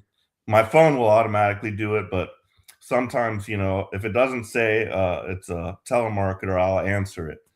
So I answered it, and it was like this guy, and he said he was representing Encore. So in Texas, we're on our own grid here. The rest of the nation has one grid. Texas has its own grid, but they're always looking at efficiency, because we're putting a lot of strain on the grid. Sometimes they don't have enough power, that could lead to brownouts. So he said they have this program where they will, at no cost out of your pocket, come and install a battery backup in your home. And I was like, you better not be trying to, because I am not going to spend a dime, on any of this. I was like, be sure, because, if you're trying to sell me something, I'm not buying, you know what I mean? Although I do have to pay $20 a month, but that's nothing.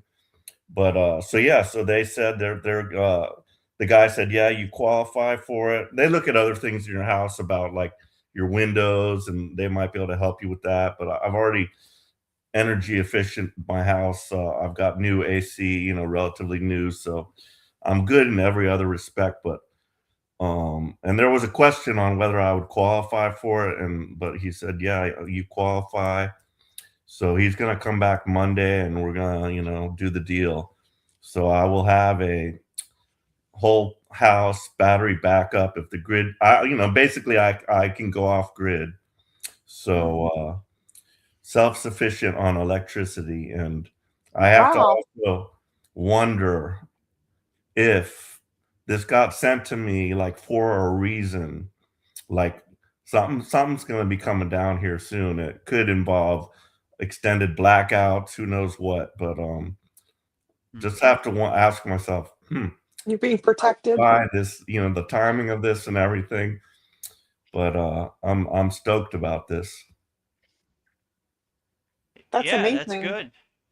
Sometimes when you open yourself up to the universe, things just come together. Like, oh, nice. I was trying to get the battery back up for my solar, and magically it arrived at my doorstep. Thank you, God. And Absolutely. yeah, well, hopefully there aren't no blackouts or brownouts, but it's good to stay prepared. I know. How long ago was this? About 2 years ago, I was watching Joe Rogan, and they had a blackout. They're in Austin, Texas, and they said the grid went down because it got too cold and freezing or something. And I was like, oh, okay.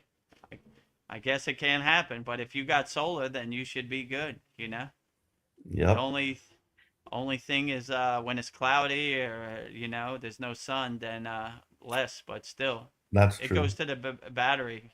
But yeah, good.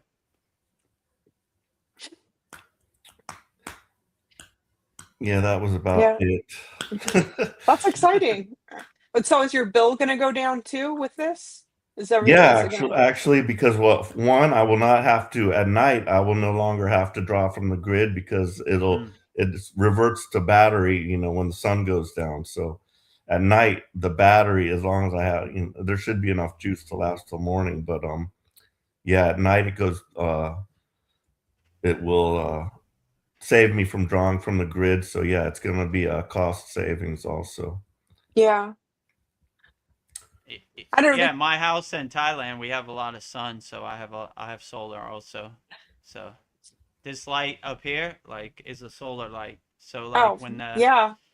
it automatically turns on and lights up all my statues all night. So yeah, I have solar also. Nice. Well, if they just release the free energy, 0 point energy or whatever they have, none of us would have to worry about any of this crap. Yeah. If they No money in release the that. free energy, how are they gonna buy a boat? Yeah. That's their mentality, right? Like, how am I gonna get rich? How am I gonna buy a $100 million mansion if I give free energy? So that's why they're clutching their pearls, right? But hopefully that day is coming soon. Free energy to the world. That would be outstanding. They, and my guess, they have it.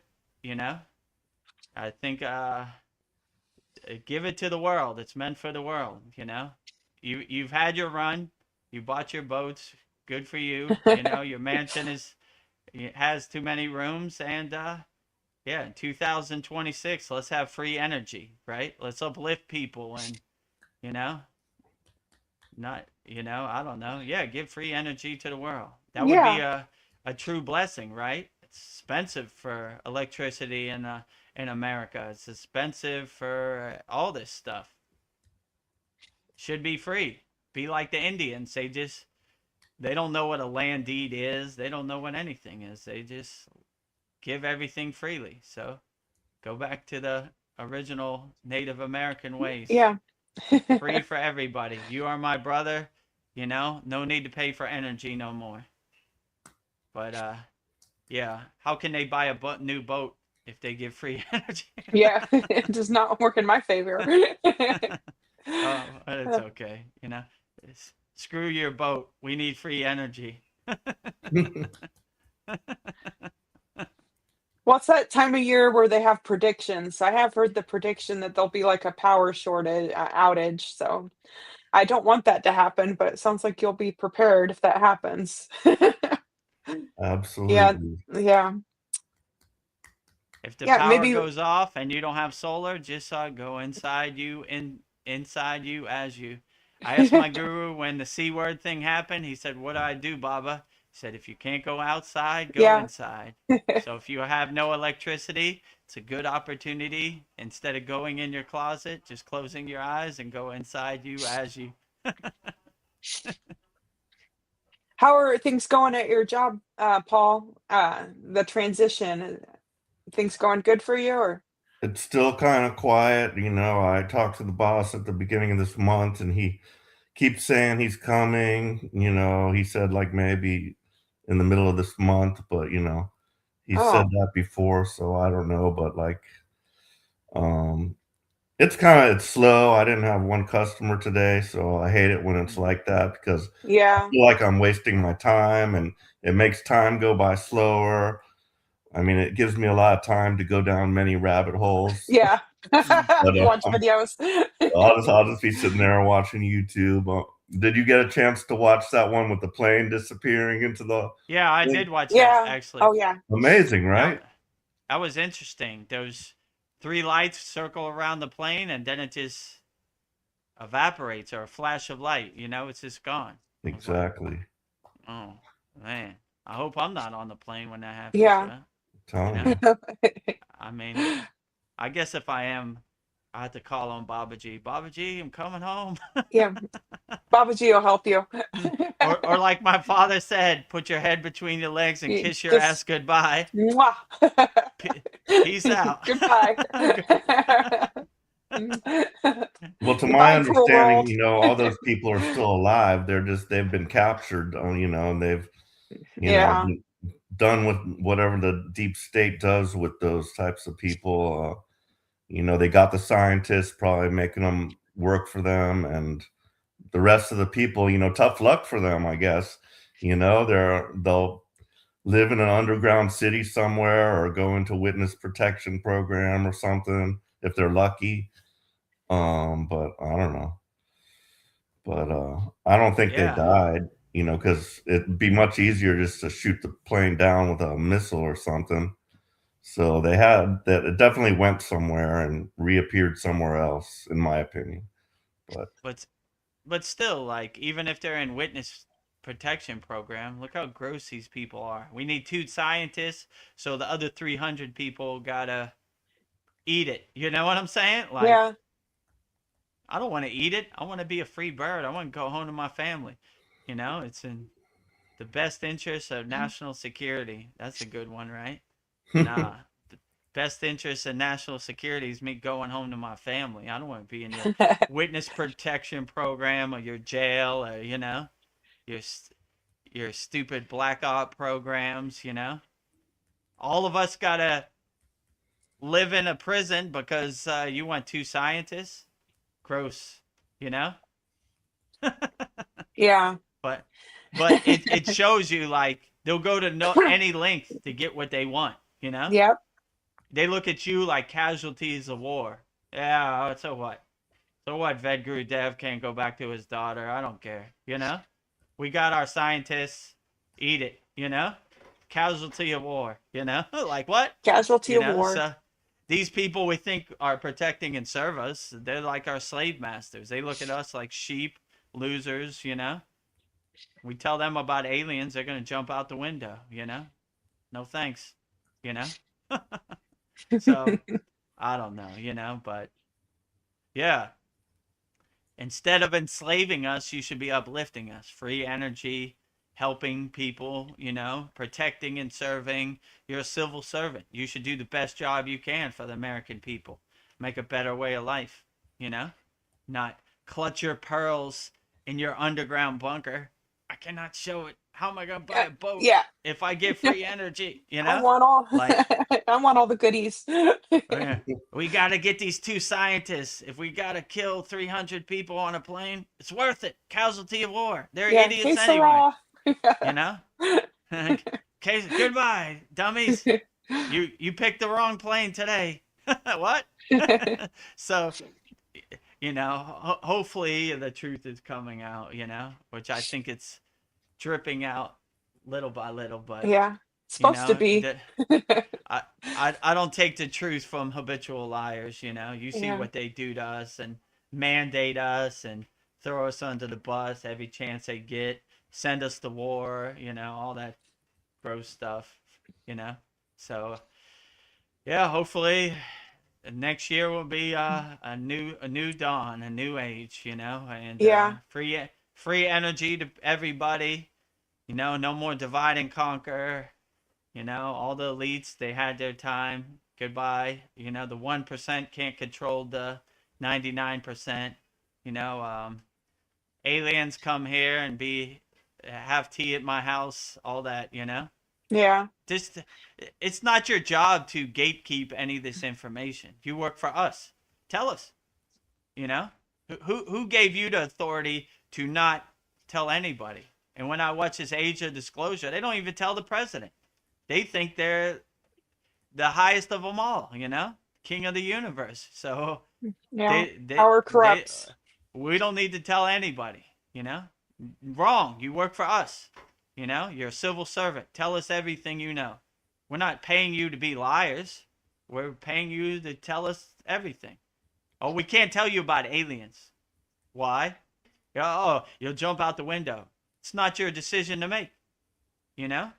Give us everything. I want to know everything. What do you know? Tell us about aliens, Epstein, JFK. I want to know it all. Why are you gatekeeping the information or redacting the information? Here's the paper. It's got a bunch of black lines Yeah, on it's it. all black line. I don't need these black line papers. I need the truth. Oh, we can't tell you about that. It's classified. Nothing. What? Why do we need anything classified? You know, if it's gonna hurt, I don't know, the security of America, maybe. You know, but who are you to make that decision anyway? Let people vote on it, right? If we give this information, China might have some information that they need. Vote. Okay, that was the vote. We give it out. We don't give it out. You know? Yeah. Next time you go to the voting ballot box, do you want to know if there are really aliens or not? Yes. Check. Yes. You know? The vote has now come in. Well, wait a minute. We don't agree with the vote. I don't care what you agree on. You work for us. You know? Tell us whatever we want to know. You know? So no more gatekeeping. We can't handle the truth, is what they say.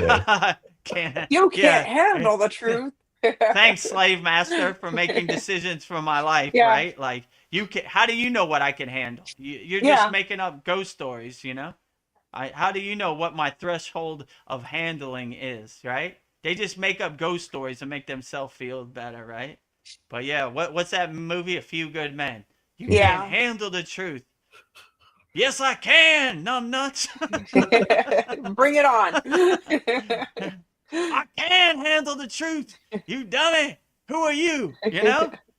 No more, slave master. Give me the truth. You can't handle the truth. Yeah, they make up all these funny stories, you know, like you'll jump out the window. You can't handle the truth. Yeah, nice try. You know? No thanks. Give it to me. Yeah.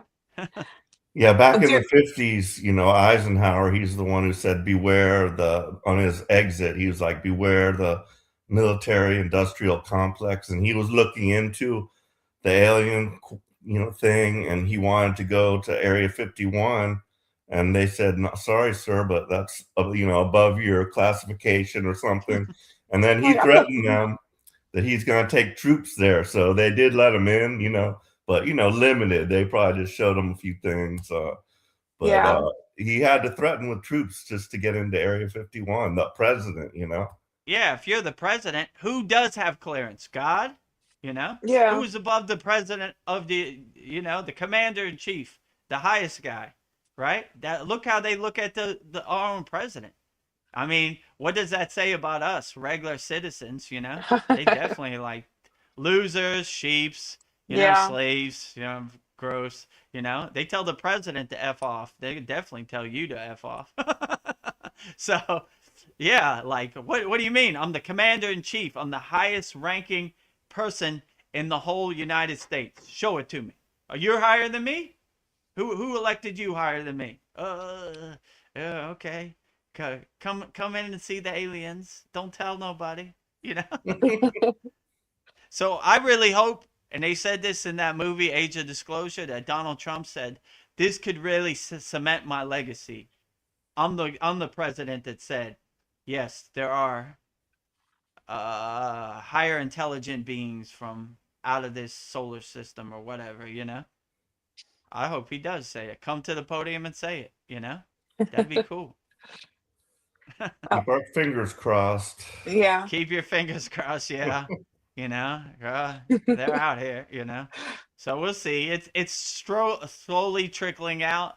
The problem is they know the news cycle is 24 hours. So, you know, they leak stuff and then they say, oh, you know what Kim Kardashian did today? Yeah, distraction. And then you forget about it, you know, distraction. So, I don't know. Hopefully 2026 we get some real disclosure. I would like to see Donald Trump at the podium with a real gray or a real Nordic or whatever it is, reptilian even, I don't care, whichever, you know.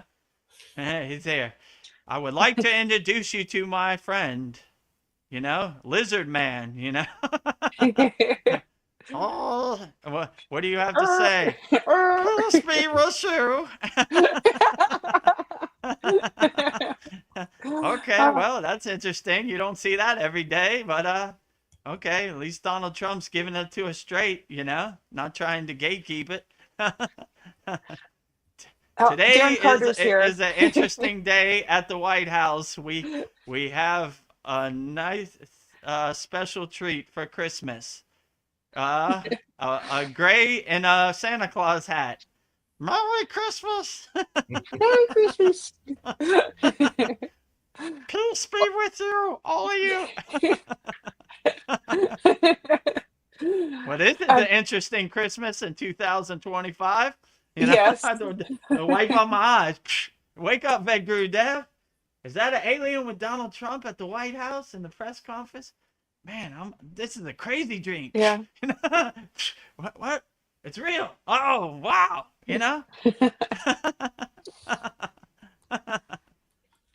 Well, we're supposed to be stepping into the age of Aquarius right now, so I don't know. There's supposed to be some things coming our way.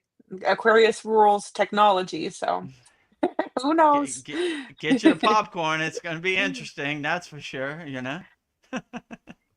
That's my Darren song. Carter. So I do love, I love that song. I put it up on the school site. That's a great song, Yeah. An So oldie Darren but Carter, a goodie. I don't know. He just said something perfectly. He said, "Passion, Dev, love it this early in the morning. You got, yeah. I like seeing you all wound up." Yeah, well, when Veronica comes on, she activates me. It was a little slow in the beginning. I was like, right? Yeah. Batman's not the same without Robin. So yeah, I guess I'm getting Get you wound up. I got off to a slow start, but I'm getting wound up now, right? Talking about aliens and disclosure and cabal and government and all that. Yeah, so. Yeah, give you some passion to jumpstart your engine there in the UK, where it's probably pretty cold. Like, ooh, man, I need to jumpstart my engine. Here comes Vedagurudev with his zingers and his soapbox. Let me stand on my soapbox. Bright-eyed and bushy-tailed in the UK. Bushy-tailed. They had that cartoon called The Wonder Twins. Have you ever seen that? Yeah, that sounds familiar. Wonder Twin powers activate. Yeah, exactly. Wonder Twins power activate. Yeah, exactly. Well, Darren Carter says something massive is happening. We can feel it. Yeah, I feel it. Something is around the corner. Yeah, something is happening. I would say that the elites, the liars, their days are numbered. We're starting to see the Wizard of Oz behind the curtain. They try to run to the finish line during the C word, and it woke up a lot of people. Like, nah, they don't care about us. Mandate us. Their currency is fear. Every night on the news, the numbers. This many people aren't here anymore because of the C word. Blah blah. You see their playbook is lowering our frequency. But when we start saying, nah, no more, I don't care nothing about this.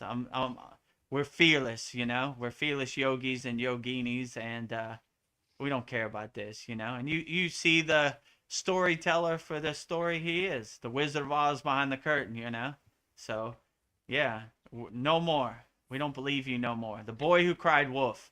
Woof, woof, woof, woof, woof, woof, woof, woof, woof, woof, woof. Charlie Brown with the Lucy with the football. Charlie Brown, today's your day. Kick the football. Whoop, whoop, whoop.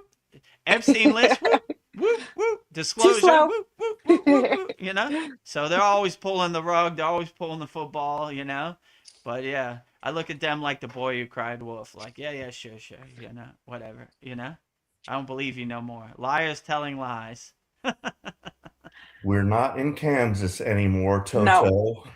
Yeah, we're not. We're definitely not in Kansas no more. I don't even know if Kansas ever existed. It's probably they've been running this playbook since the dawn of time. Definitely before my time. So, yeah. But if you see the pieces on the chessboard, the Wizard of Oz behind the curtain, then you start to laugh at it like, there they go again. Lucy's pulling the football. That's what she does. We're going to disclose everything. You put me in office, we'll disclose everything. Okay, there you are. Let's hear it. Well, nothing to see over here. Yeah. So another day at the office, you know. All right.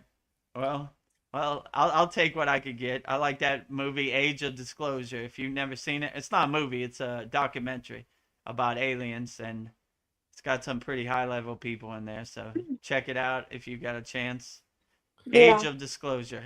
I think Just watch out for those flying monkeys, Vedagurudev. oh, Oh, those are I know they scary. oh, scared you. yeah, they definitely. I hid under my bed for many a year from those Wizard of Oz flying monkeys. You know, I wasn't scared of the Wicked Witch of the West. I was Yeah, scared about those monkeys. Look out the yeah, window. Where they at?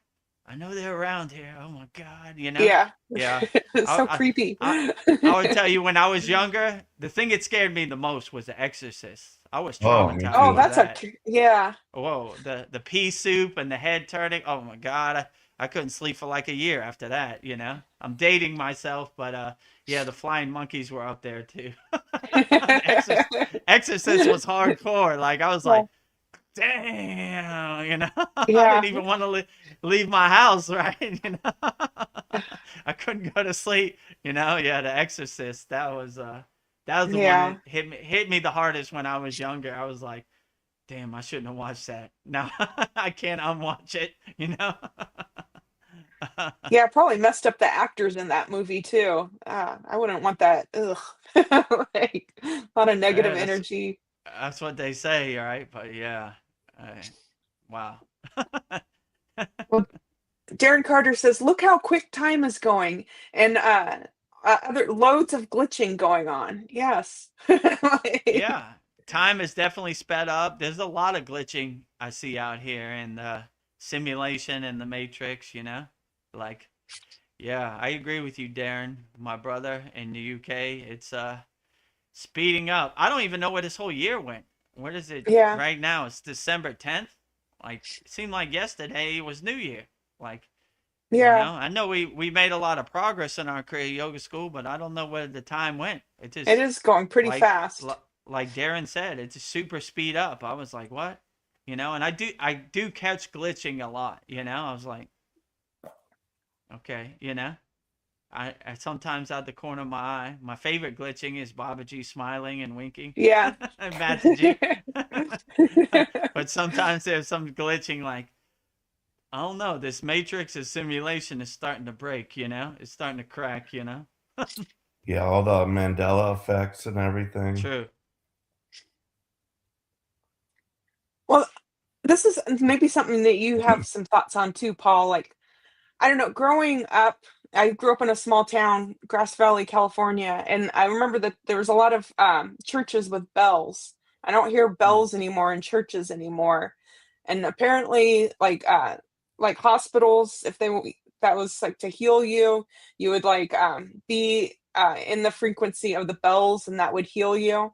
And then I keep seeing videos of like all these bells being lined up and they're being destroyed, and like the mm, Himalayan singing bowls, those are healing. And like you mm, wake up your deities with a bell.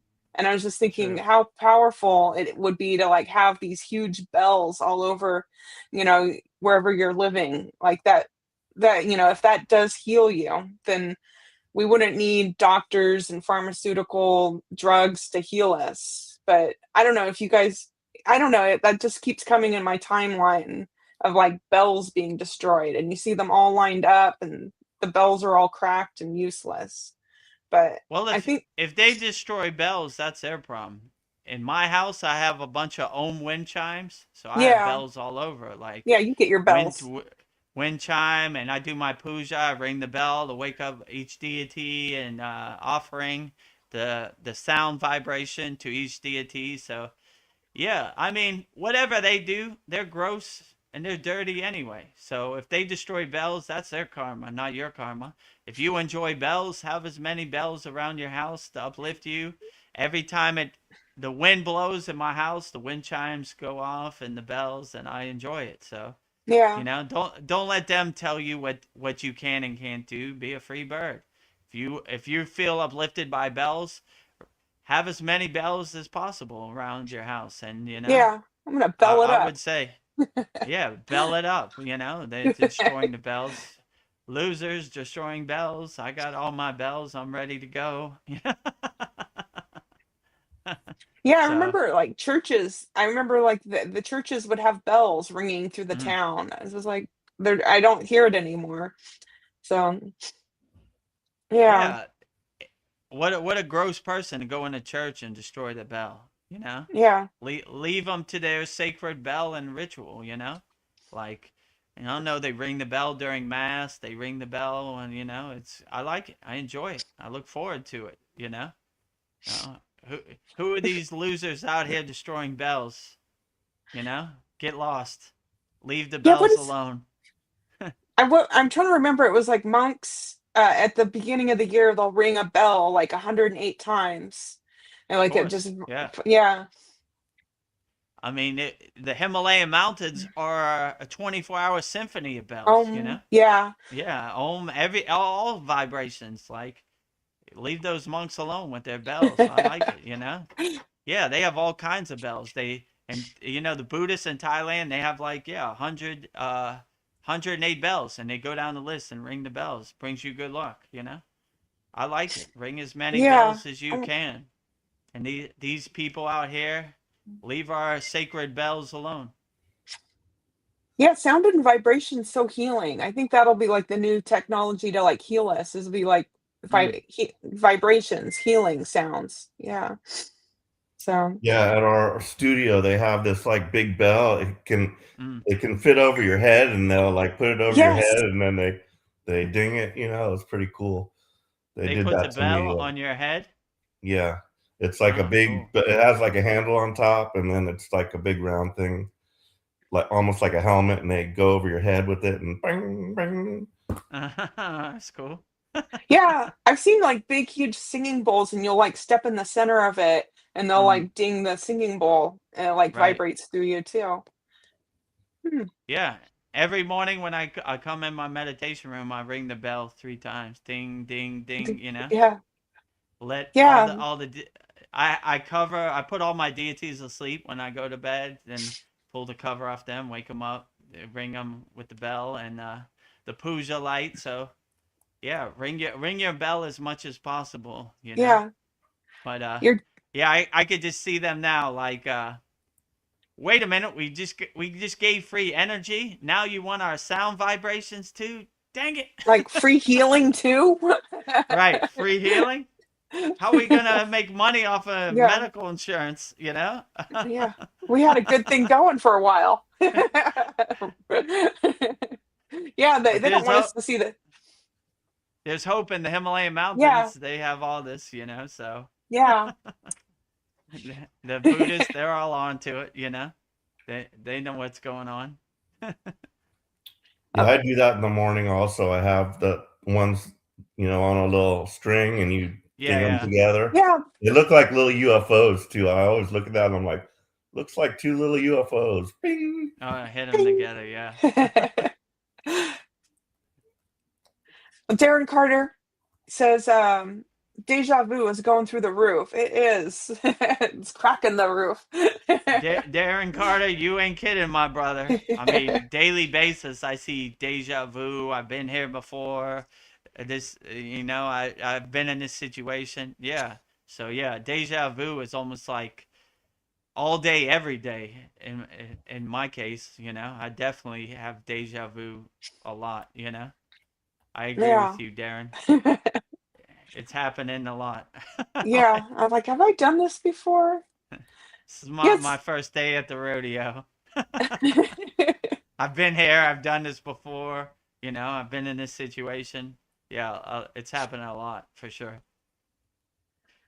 Well, this is kind of like deja vu, but like the power of humming. Like when I was a little Mm, girl, I would always like when I was stressed or bored or whatever, I'd just be like hum hum hum. Hum.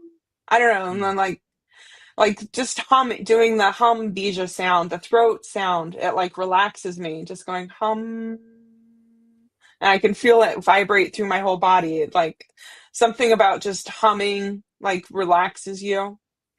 And yeah, I just knew that when I was a little girl, and then like people would take pictures of me, and I was always rolling my eyes up like I was in samadhi and people would be like, "Oh, she's just in her imaginary world." But it was like maybe I knew some things when I was younger, but I just forgot. I don't know if that's deja vu, but it was just the mind wipe. But like when we're younger, we're pure souls and we know all this stuff, but this world just like it takes it all out of you and you lose your magic. But it's just, yeah, I think we come in and we know everything, but somehow we just forget it all. But yeah, no, like I kind of remember I could talk to my dogs, and like now, like when my cats are misbehaving, I'll just tell them don't do that, and they listen to me. So it's just like I don't know. It's interesting. Like it's kind of like a remembering of like, oh, I used to do that. Why did I forget that? So yeah, I wonder if anybody else has. I don't know. That's kind of like a deja vu too. Yeah, like about the humming. Yeah, the bija mantra for the throat chakra is hum, Yeah. HUM, right? And hamsa. So in our Kriya yoga tradition, we have a lot of hum, right? We really cultivate that bija sound and encourage it and enforce it. So yeah, I would definitely say hum, vibrating the sound syllable of hum. It becomes Um. a beautiful practice, like when you open your throat chakra with hum, you are able to speak into existence more. You more creativity and yeah, letting more speech, more communication through your throat chakra. So yeah, I would definitely say hum as much as possible. Yeah, it Definitely, feels right? good. Yeah, Yeah, it feels like a feels bell good. going through me. And if you Yeah, ever feel like scratchy throat or cough, definitely lean into hum, right? yeah, HUM in your throat chakra. Yeah, but yeah, I would definitely say this is not my first day at the rodeo. Like yeah. I find it highly unlikely that I came to this Kriya yoga path. The only thing I can kind of make sense of it, I think when I was on the astral plane, I was like, I want to go before I sign my contract. I want to go as far off the Kriya yoga path as I can and see if I could find my way back. And And you did. it took me over 40 years and it was a bumpy ride, Yeah. right? A lot of obstacles, a roller coaster, right? So but yeah, so I've and when I was in the Himalayan mountains, a lot of yogis were like, "Who are you?" And I was like, "I'm Vedagurudev." And they're like, "Nope, that's not who you There's are." some, yeah, I can't put my finger on it, but you were definitely this is not your first time on this plane, You definitely couldn't have this yana, this wisdom, and this knowledge that you have by accident. It just doesn't happen that way, And you radiate this certain kind of glow and this certain kind of energy that is very rare, that I've never really seen, and it's I don't know. It's not your first day at the rodeo. Who I was or what was my past incarnation, I don't really know, But yeah, I really feel this is not my first day at the rodeo. yeah. I don't know. I remember when you did your interview with Chad. I don't know. There was something about you. I was just like, I don't know why you see. I don't know. You like your magnetism or charisma, but it was just like I think he's telling the truth. I believe him. You had some. I felt like you had some knowledge to share. Mm. So yeah, If you but love Baba G, I love you. yeah. Well, I guess I better love Baba G or Mataji. Ah, um, let me think. I don't know, something I've been thinking about, does everyone really deserve forgiveness? And I say no, but then I deserve peace. But when I come from the perspective of there was never a you or to hurt nor them to blame, everything feels quiet and peaceful and lighter. And I'm not carrying all this anymore. And I don't know, I just came across a nice quote that says the ocean does not hold grudges, it simply Mm. returns to calm. So just like, Yeah, I like yeah, that. let the ocean be calm. And some people do some pretty evil stuff, and it's just like, yeah, and just like, well, they're gonna do what they're gonna do. Just let it go. Yeah, but that's But their karma. You yeah, you shouldn't try to make sense out of other people's karma. You should try to stay out of the way. And it's a good example of how you don't want to live your life. So, yeah, I mean, it's an interesting thing to think about, that's for sure. yeah, I like to ask myself, did I ever play the bad guy like in any of my incarnations? Maybe we did that yeah, ourselves. So, yeah. We might True. have, it's a yeah, part of the duality, and we have to accept the darkness and understand that that is part of the growth process. So, True. yeah. Yeah, I would definitely say for me to get to this point, I definitely had to play the villain and the bad guy a couple times in incarnations. How that happened, when did it happen? Who knows? But like yeah, for you to have spiritual growth, you have to have like a polarity of something to compare it to. So I probably did something I'm not proud of in this life and past lives, that's for yeah. sure. But Let me do a 180 on this. yeah, I'm trying to go forward, not backwards. So Yeah. learn from that. Like Baby Yoda said, this is not the way. Oh, Darren makes me so happy. He says, "Old head on a young shoulders." People used to say to my ma'am about me, and he's been here before. Yeah, you've got an old Yeah, head on a young man. they always say like my guru used to say new soul mistakes, rookie mistakes, right? Like Yeah, yeah, or like very wise, an old soul, right? Has very good wisdom and has already been through the rodeo and already learned from their mistakes. So yeah, I like how that sounds. Old head on a new body. That sounds yeah, blissful, right? You carry the wisdom that you've gained in many incarnations and have a new vibrant body, right? Like, you know, I translate this into a uh, new form with an old soul mentality. So yeah.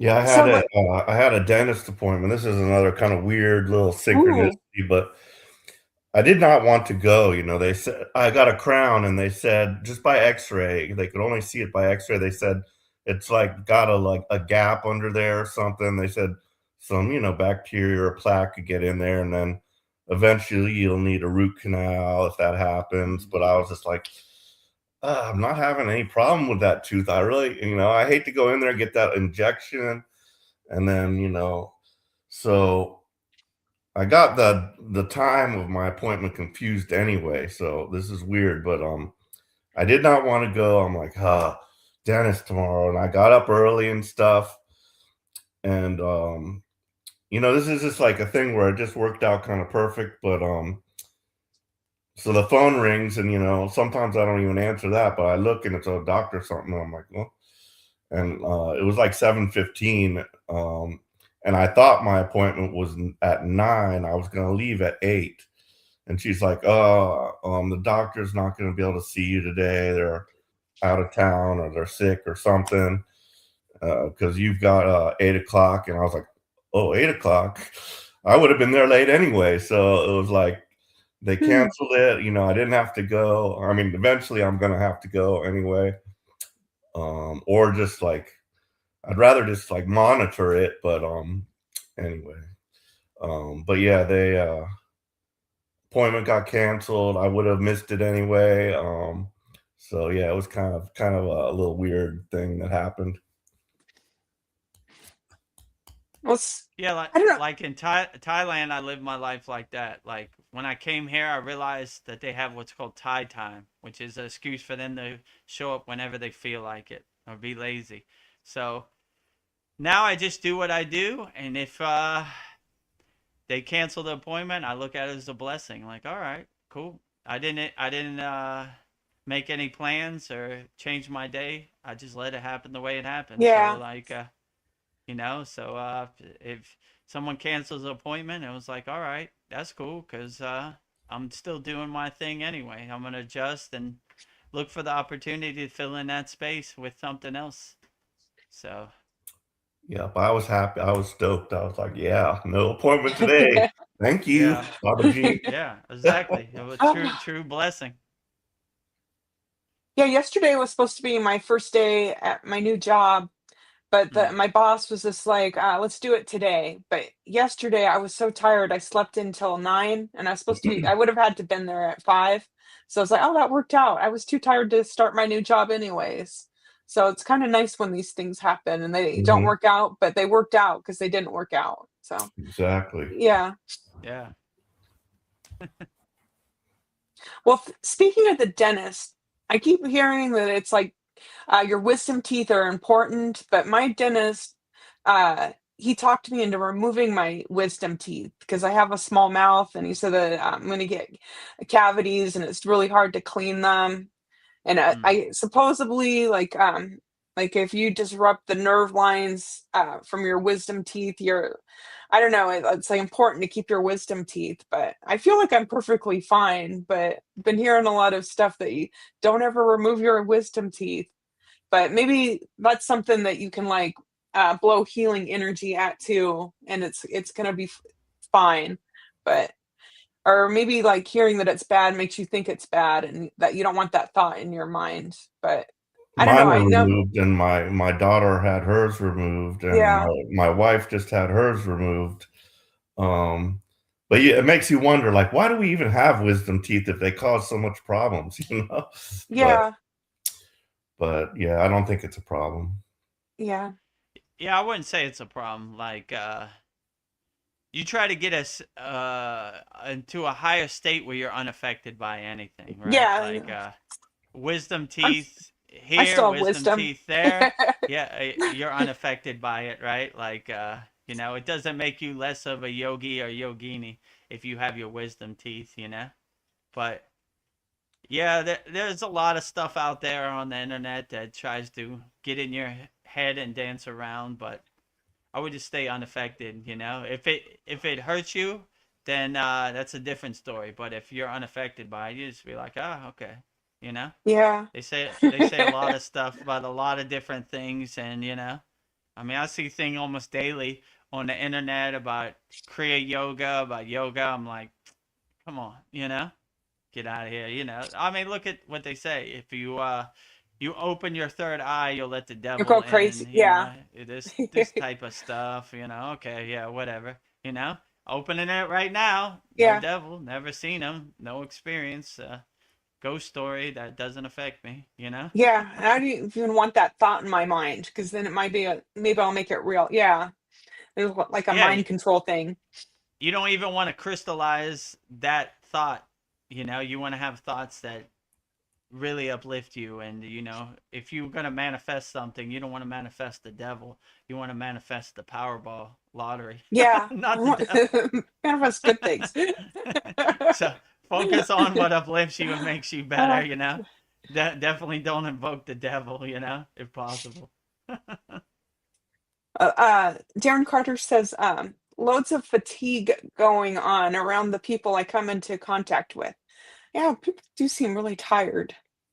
Hmm. Yeah, they're worn down by this Maya delusional world. It's overwhelming, and it always puts this boot on your neck, and it's always chaotic, and they're pulling you in all directions. The social media slot machine, the mainstream media slot machine.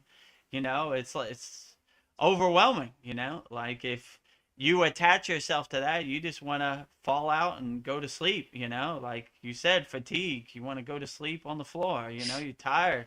You're so run down by all this mass media propaganda, pulling you in all directions, the psyops, everything is just overwhelming. So I agree with you, Darren. Like, a lot of people, they're totally overwhelmed with it, and they don't have no kriyas in their pocket, no spiritual tradition. They're spiritually homeless, spiritually bankrupt. So if if you're in that situation, you're definitely going to be overwhelmed and, you know, about to pass out, at the end of the day, like from all the constant psyops in every direction you look, pulling, stealing your attention. So, yeah, I would agree to you.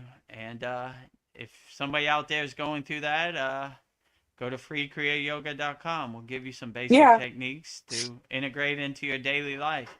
Because this world is super overwhelming if you don't have a spiritual toolbox to draw from or Yeah. some Find the right kriyas in tool. your pockets. Yeah, find the right tools. So and so you could get away from this overwhelming world out here. But yeah, I agree with you, Darren. A lot of fatigue out here. People are run down. They're overwhelmed. So yeah, have some spiritual tradition that you go to help you navigate this crazy Maya delusional world, because it's definitely crazy and delusional for sure. So Yeah. I've got a question about Gayatri, and Mm.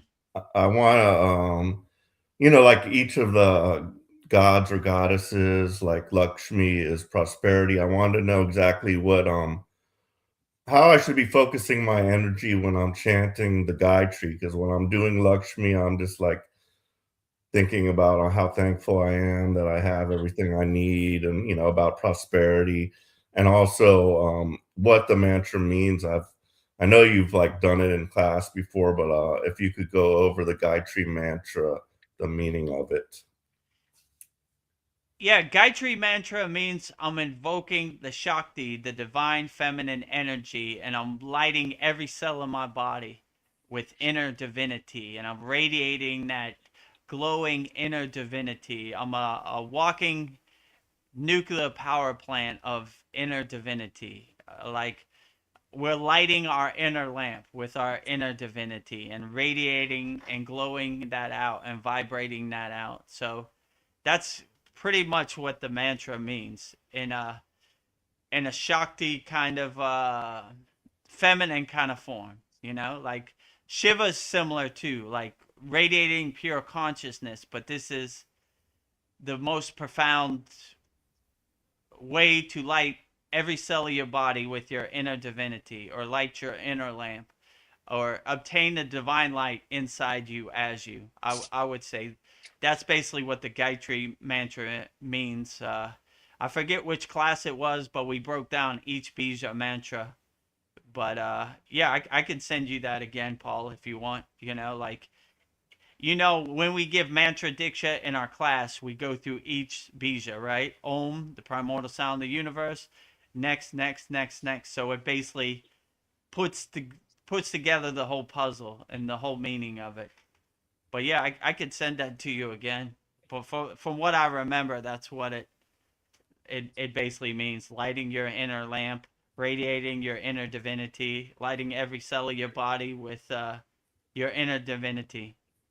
Okay, great, thank you. Well, guess what? Mariana's here. She says, hello, my friends. Hello. Namaste, Hello. Mariana. Yeah, Mariana, I saw you posted in our community about eagle breath pranayama. Yeah, I'm I think excited to we'll do learn it. that. We'll do that on Saturday. Because Hmm. the next week we're gonna end our year with celebrating the glory of Jesus, Yeshua. So yeah, It's we'll your do that. well, Mariana, she says, I'm doing my sadhana and listening to the podcast stream of consciousness. Sounds amazing. Nice, outstanding. Yeah, we're glad we can guide you in your sadhana practice. Let us know how's it going and what you're doing in your sadhana, or when you finish. I don't want to interrupt your Yeah. sadhana flow.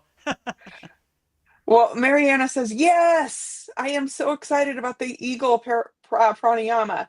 Me too. Eagle breath pranayama. Yeah, let's do it. That's a good idea. I saw you post it, and yeah, we'll do it in this. This will be our 93rd class, so we're getting closer and closer to our 100th class, which will be a big extravaganza in Yeah. 2026. Yes. So excited. I was thinking, like, I was probably an NPC at one time. I was, because I was not awake. But I was thinking, like, possible signs somebody's an NPC, a non-player character. Like, you ask them questions that require real introspections, and like real inner experience, and they ignore the question or they laugh nervously. Like, if you ask somebody, what do you feel when you look at the stars? Or I don't know, like something that would, like, that's like, I don't know, what is the most surreal moment you've ever had? And they get really uncomfortable, like questions Mm. that require like deep thought. So I was thinking, or like, I don't know, what's another one? What happens when we die? I don't know. There's certain people out there that get really uncomfortable if you ask them like these type of philosophical questions. And I don't know when the moment was when I started. I don't know, when I joined the Kriya Yoga school. Like, I just became a question machine. And I Mm. don't know. I've always been interested in spirituality, but it wasn't like my main focus. But I think maybe a lot of people, I don't know what has to happen to activate people for them to wake up. So I was just thinking that was an interesting thought. And you were an NPC at one time, Vedagurudev, and Mm. then Babaji hit you with your lightning bolt. And some people, it's something dramatic has to happen, or it's just a gradual thing. Like, you start questioning your reality. Yeah, I So, would say it's not one size fits all. It's different yeah, for everybody. They're all on different levels. So take a trip down memory lane when I was a supreme NPC, lost in the sauce, all of the above, treated yeah, my body like an amusement park. Yeah, I agree with you. I really didn't care anything about God, anything about spirituality. It was total junk to me. Like, you know, even like yoga, I hated it. I was like, what are these hippies doing in California, hugging trees and downward dog? That doesn't work, you yeah. Now know. you So love it. I was a total NPC, and intuition came. The thing you hate is the thing you are, you know. So I started to wake up and realize my true inner potential inside me as me. Yeah, so I would say some people it's a gradual thing, you know. It doesn't really happen too often in your early life cuz you're too consumed with materialism and everything, but when you get a chance, when you get older, you start to contemplate it more. Like, why am I here? Who am I? What Yeah, are the secrets of the universe? Like, what does this all mean? What is my soul's purpose? You know, you start asking yourself these very profound questions, and yeah, the answers start coming to you, and you start cultivating it and enhancing it and doing practices to elevate your soul and elevate your consciousness and really clear out all the conditioning, the identities, the distractions you collected during your life, and really try to realize your true inner potential inside you as you. And you start looking outside you for things. You start looking for internal things. You know, like you start doing your inner work. Happiness is inside you, not outside you. So yeah, I would definitely say that it's been an interesting ride, and if I could yeah. do it, anybody could do it. Because I was totally lost in the sauce, and I was, like you said, a supreme NPC. That was me, right? I was the poster boy for Yeah, NPC. That was me. I was totally yeah. If consumed you're in my old, material ego self, you know? yeah, your old self would probably not believe what he's seeing right now. Like that. Yeah, I look at my like DJ awards and my DJ career, and I don't even recognize that person anymore. I mean, I say to myself almost every day on a daily basis, who did that? That was you. I don't remember that. I don't even Yeah, recognize that person no more. When did that happen? So, yeah, you start realizing your true inner potential, and the mask or the monkey suit you used to put on to go to work, you don't relate to that no more. Like I retire my monkey suit. yeah. I'm retiring it. I don't want to wear my monkey suit to bed no more or wear it 24 hours a day, you know. I put it up in the closet, turn the page, on my life book. So yeah. Yeah, so But my yeah. interpretation of NPC is a little different. So Oh yeah, let's hear it. it stands for non-player character. So um that would be like in a video game, you got those online games. Some of them are actual like people behind it, but other ones are being played by the computer. So to me, an NPC is a soulless being. It's not even really like a real human. It's just like a android type thing that just it's just there to fill a space where a player is needed, but there's no soul to inhabit it. So that's my interpretation of Yeah. it. Oh, that's Maybe well put. there's Well, both. Yeah. I guess I was an NPC because I'm not a soulless being. I'm just But we were lost in the some sauce. yeah. Yeah, Maybe we were just needed to be activated. But I do believe, Paul, that there are people that are just like players, like I don't know, maybe the people at the gas station. I don't Yeah. know. They're just background people. exactly. Well, I liked what you said in our last Soul Talks, Veronica. If you are surrounded by turkeys, then you will become a turkey, right? Yeah. So I want to I fly guess like an eagle. I was consumed by NPCs all around me, and I just Yeah. became a product of my Yeah. environment. And Yes. I assumed I was an NPC, you know. You So absorb what you're around. what'd you say? Eagles don't fly with turkeys, right? Yeah. It's hard to So fly like an eagle when you're surrounded by turkeys. it's hard to fly like an eagle when you're surrounded by turkeys. So I guess I was surrounded by turkeys, and I started to believe I was a turkey, you know. But then I woke up and Yeah. realized I was an Like, eagle, right?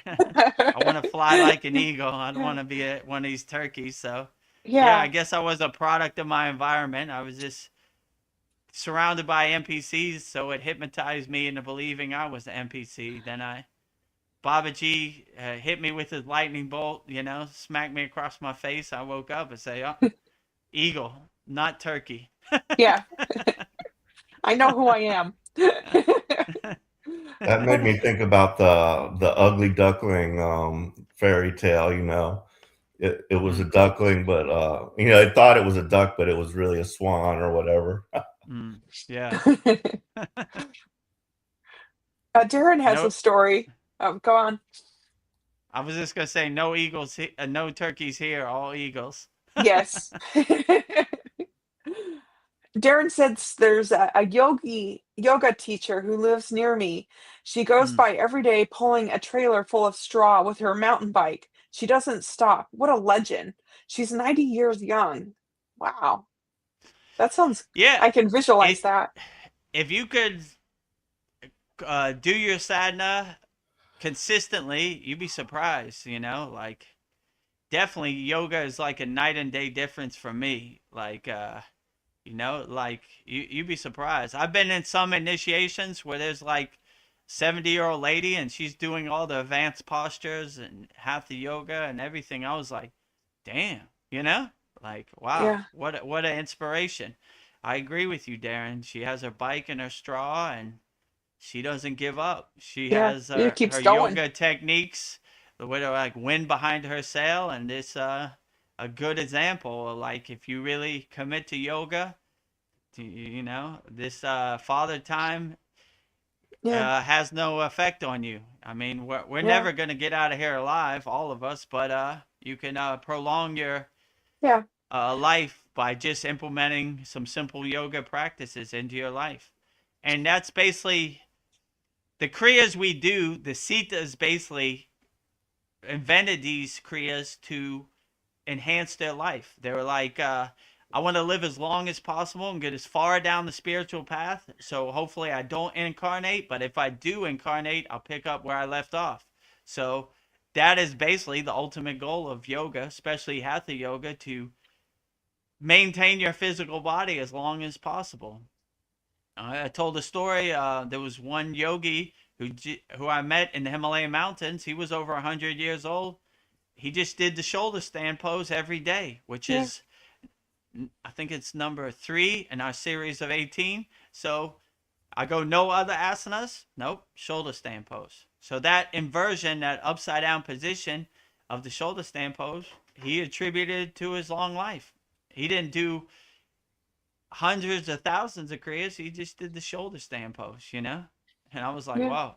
So if you really commit to it and integrate these practices into your daily life, you'd be surprised Yeah. how far it take you. I mean, in my personal case, it's night and day difference, you know? Like, wow, you know? So, Yeah. and just by doing some asanas and everything. And I like Yeah. to be a good example. Like, Vedagurudev is not the most limber person, but I can do the bow pose or the plow pose every once in a Yeah. while. Age is just a number. Age is just a number. When I first started on the Kriya yoga path, they would show me the asanas, and I was like, no, my body does not do that. I'm stiff as a rock, right? Yeah. You know, I'm stiff as a board. But slowly and gently, I just, you know, did it every day, and here I am today. You Yeah. know? And then your seat up powers kicked in. You know, all right, shoulder stand pose. You know, let me carry this rock up this hill, no problem, right? Right? Powering up. Leveling up, right? Powering up. You're Yeah, unstoppable. I'll be 62 in And you February, and look like great.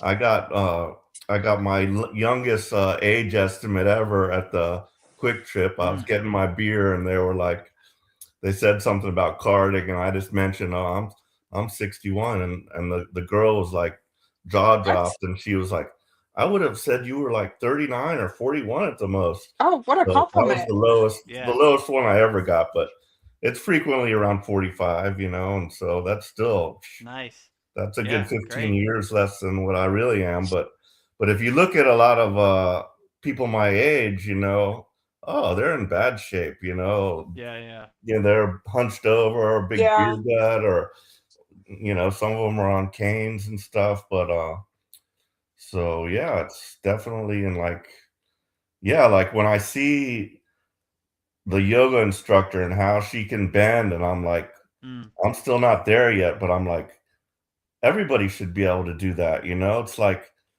our bodies get constricted, like it's the fascia, they call it fascia. It's like a skin, you know, like fibers or whatever that like keep this little bag of water together, and it gets bound up and tightened because you never bend that way anymore. So the fascia just adapts to your normal position. And I'm sometimes like, oh my God, how does she get her legs like straight up like that? Or, you know, how is she able to fold over like so far down like that? And I'm like, but you know, little by little I'm getting there. So I do like the physical practice, and I think it's an important part, you know.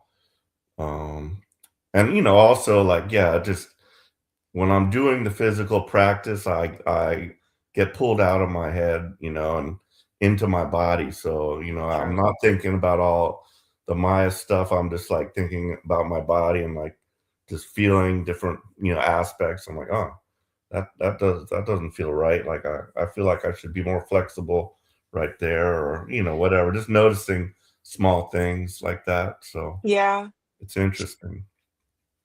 Yeah, when you're twisted up like a pretzel in advanced asana posture, who has time to think what Kim Kardashian's wearing to the Grammys or whatever? You know, you're like, man, I'm in here. I'm locked in. I'm locked in.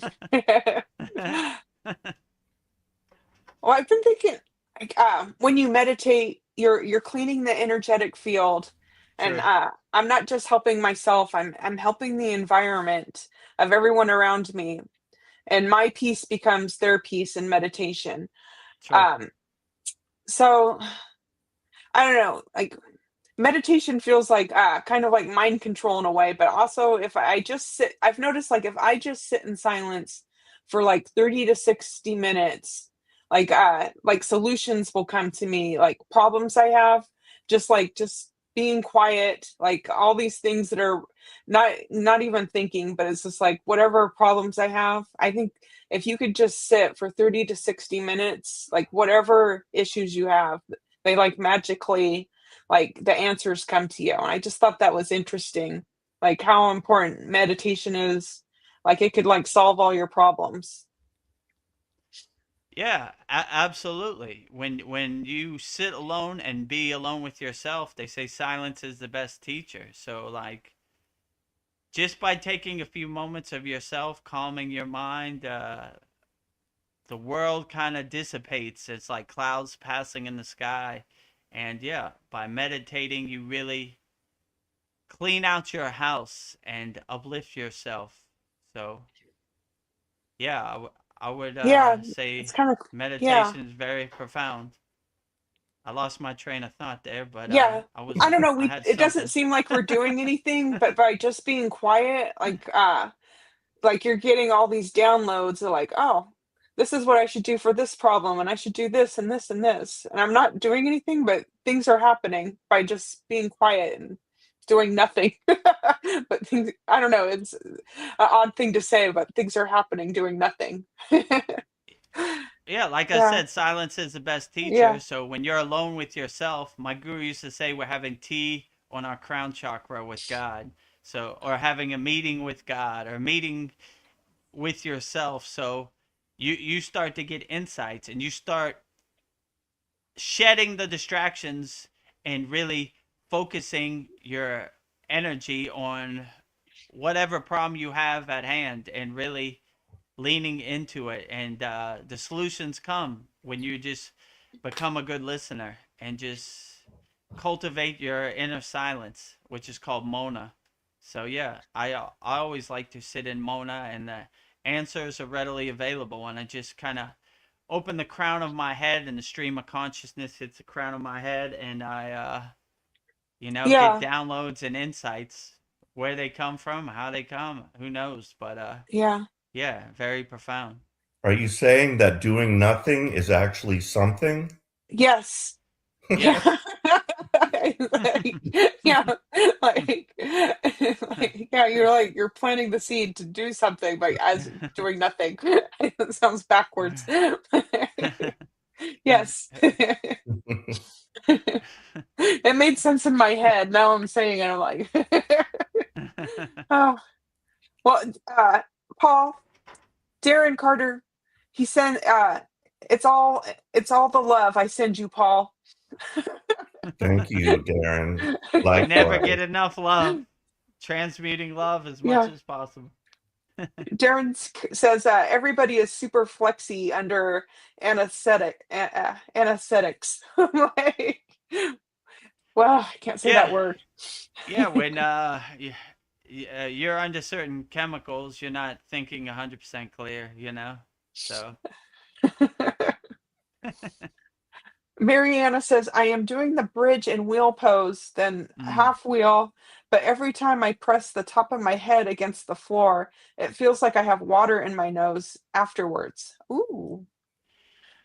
Yeah. So when you do the half wheel pose and you put the crown of your head on the floor, you kind of don't want to put a lot of pressure on your head and your neck. Just lightly push it, and you kind of dissipate the pressure amongst all four of your two legs and your hands, so you kind of evenly balance it. So yeah, the full wheel. Wow, that's the one that gets me all the time, right? Could that You be really got. Amrita that she's That's what I was doing? thinking. Yeah, could be. If it is Amarita, I would just use your tongue like K Cherry Mudra and push it up to your third eye, your eyebrow chakra, your agna. That's usually what I do because I supremely have that problem. My mouth fills up like a glass of water with Amarita. That's just my karma. So, but yeah, when you're in the full wheel pose and you feel like some Amarita, I wouldn't try to swallow it because it makes it uncomfortable. I would just try to take the tip of your tongue and push it up to your third eye. But that happens to me a lot. So I feel your pain, Mariana. I understand. And when you're in the full wheel pose, it's takes a little bit of practice because you're like, you want to Yeah. spit, but you can't spit. So you have to delegate it a different way. And I usually use the tip of my tongue to push it up to my third eye. So the Amrita drips down from the third eye, and I push it back up to the third eye. Basically, like, not now, please. You know, like, and you're trying to hold it so you don't want to come down and I don't know, spit or whatever. So it takes a little bit of practice to delegate it the right way. But yeah, I would definitely say spread the weight out over your body, over both feet and both hands, and lightly put the crown of your head on. You don't want to have no pressure on the top of your crown because you start to hurt your neck. And Yeah. when you're in the full wheel pose or the half wheel pose, you really breathe into it, right? Like you breathe into your spine, your spinal breathing, and that's helped me a lot, right? Because it could be struggling and painful to hold the full wheel pose for a while. So when I started breathing into my spine, it really helped, balance my body, and not get inside my own head in the full wheel pose, which is difficult because you're like,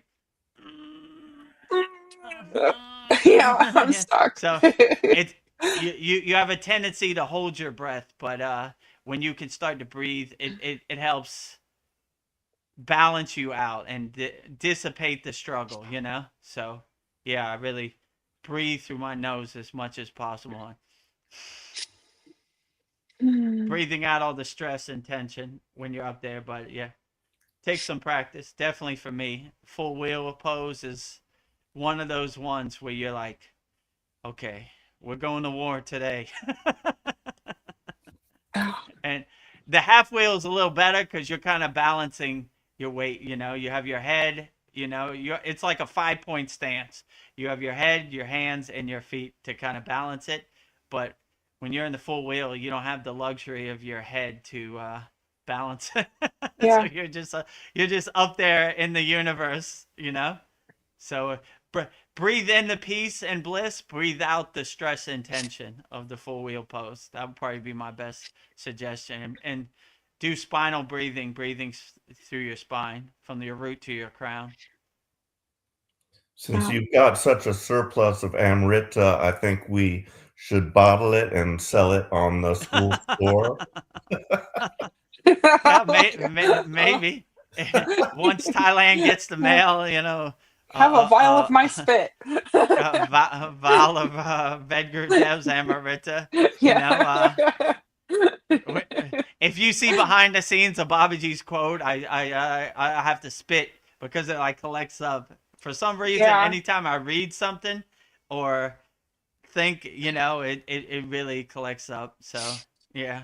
Yeah. I could feel it right now. It's hearing me talk about it, so it's Yeah, it's like filling I'm up coming. the cup. So you'll see me like swallow, push it up. Well, Bottled Mary, Amrita at kriyayogashop.com. $10 a yeah. jar.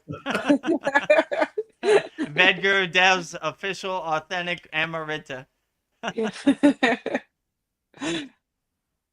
Yeah, maybe it'll be like Dan Van Tree's little healing lotion. Wherever the hurts are, you can like rub it on your body. Yeah, when I went to Satu Pond Lake, I bottled up the water. I have it still, like break Oh, in case of emergency, just in case. A lot of people requested it actually too. yeah, So I have some also where just in case, I get hit by a bus, I'm breaking out yeah. my Satu Pond Lake, Himalayan Lake, divine water for heal myself. We could do that too. I can just see me. Oh, it's Tuesday, Amrita Day. Yeah. I'm like, I'm milking it. Or Veronica, we have 50 orders of Amrita. I I'm guess I selling it on gotta my get shop. to Oh, I love it. Mary Anna, you are a yogini rock star. She says she just finished the shoulder and stand pose and its work. variations. LOL. Wow. Oh, nice. Yeah, the shoulder stand pose. Like I was saying, the yogi in the Himalayan mountains, that's the only one he does. And he lived to be over 100. So Yes. yeah, you have the shoulder stand pose, and you add the variations like the scissor, the twist. Yeah, very very Yeah. excellent. Yeah, You just I like added the 10 shoulder years to stand your pose. life. I'm sorry.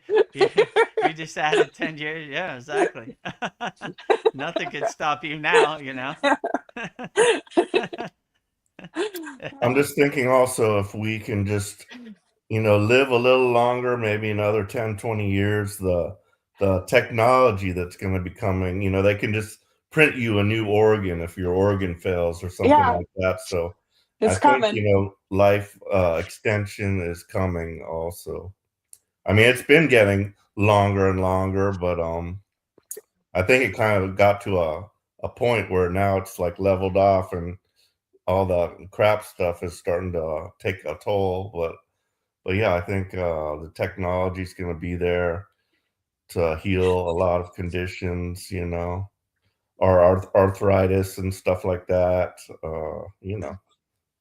Who knows? Yeah. Or So preserve your body till you get to the finish line. Shoulder stand pose once a day. You probably make it. Another thing I thought was, if I could live forever, would I want to? And like the you answer to might get that, bored. yeah, it was kind of like, I don't know. Just because I'm scared to death a little bit, I still am, I gotta admit, but it's kind of, it's a little weird. I guess I'm more scared of the pain of it. Somebody said something like that. I'm not scared of death, but I just don't want to be there when it happens, or something like that. But It's the unknown. We're always scared of the unknown, but maybe there's nothing to be scared of. yeah. Uh, we talk about talk nicely to your water. What about when you're taking a shower, talking to the water that's washing you and saying nice things to the water, like thank you for cleaning my body, thank you for showering me with healing water. I don't know. It's I do that myself. I mean, yeah, I'm thinking it. I don't actually say it, but I'm like thinking it to myself. So I don't know if I wonder if that's good enough just to think it. maybe I think so. Yeah. Yeah. So I would take the opportunity to talk to all forms of water: shower, bath, water you drink, water in your food, and all water. I would talk highly to it as much as possible. So yeah, that's a definitely great practice. Talk as highly as you can to any form of water, any opportunity you have to talk to the water in your body.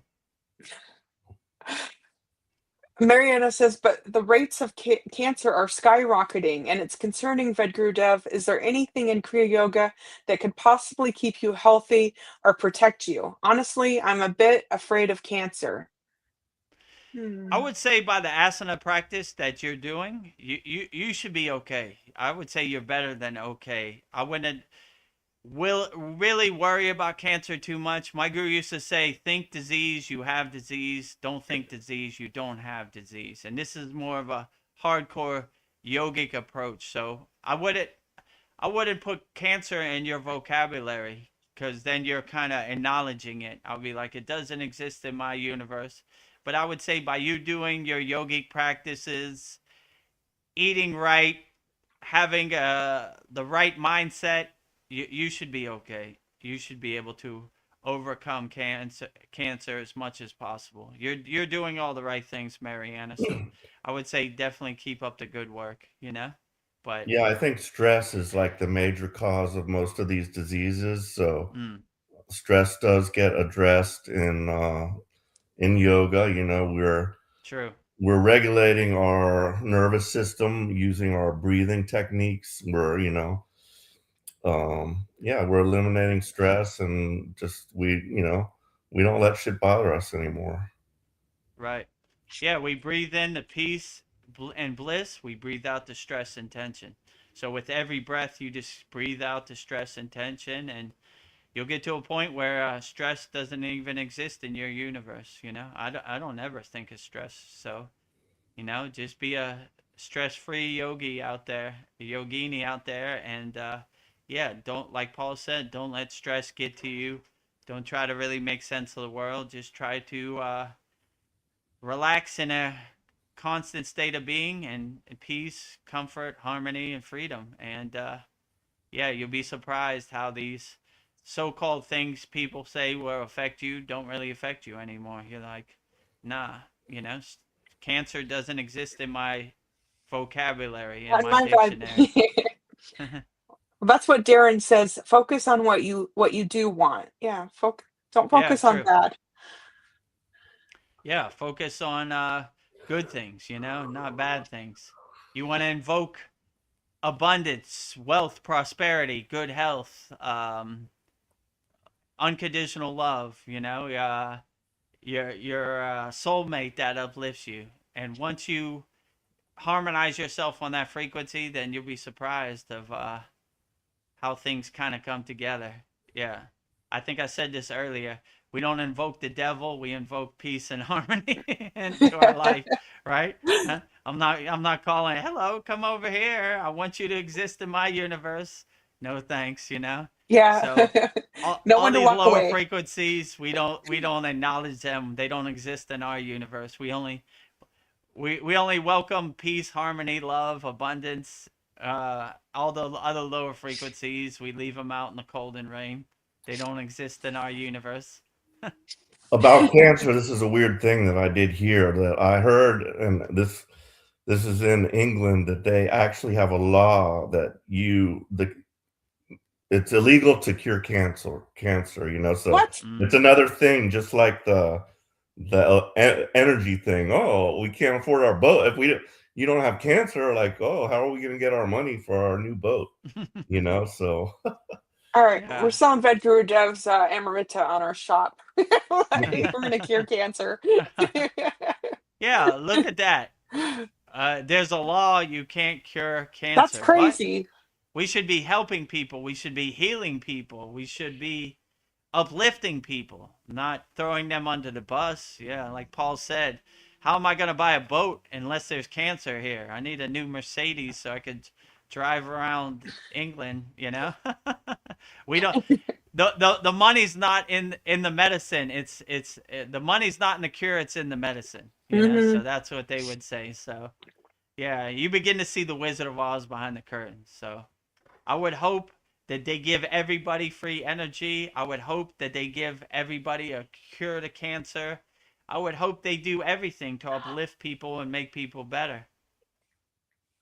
Ooh. Mariana just had a great idea. She says, I want Kriya Yoga practice white clothes like Vedagurudev has. Do we have that in our yoga store? I'll start No, looking. but we should probably get that. That's a good Yeah. idea. Like, yeah, traditional yogic sadhak attire, Kriya band attire that I wear. Yeah, I use this to do my yoga practice also.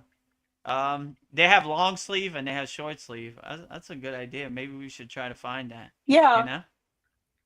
Ah, Yeah, we're working on Raksha beads. We're working on that's another thing we add to our yeah. store. So our store is for our members by our members. So Yeah. You just gave yeah, us an yeah, idea. yeah, get whatever you want. That's what we'll try to get, you know, and we'll try to add to our store. So Mm, we have a one-stop shop where you could buy everything you want. That's a good idea, you know. yeah. Now Darren we Carter says, batshit bonkers Britain. Yes. Sorry. But yeah, That's we what he should said. That shit.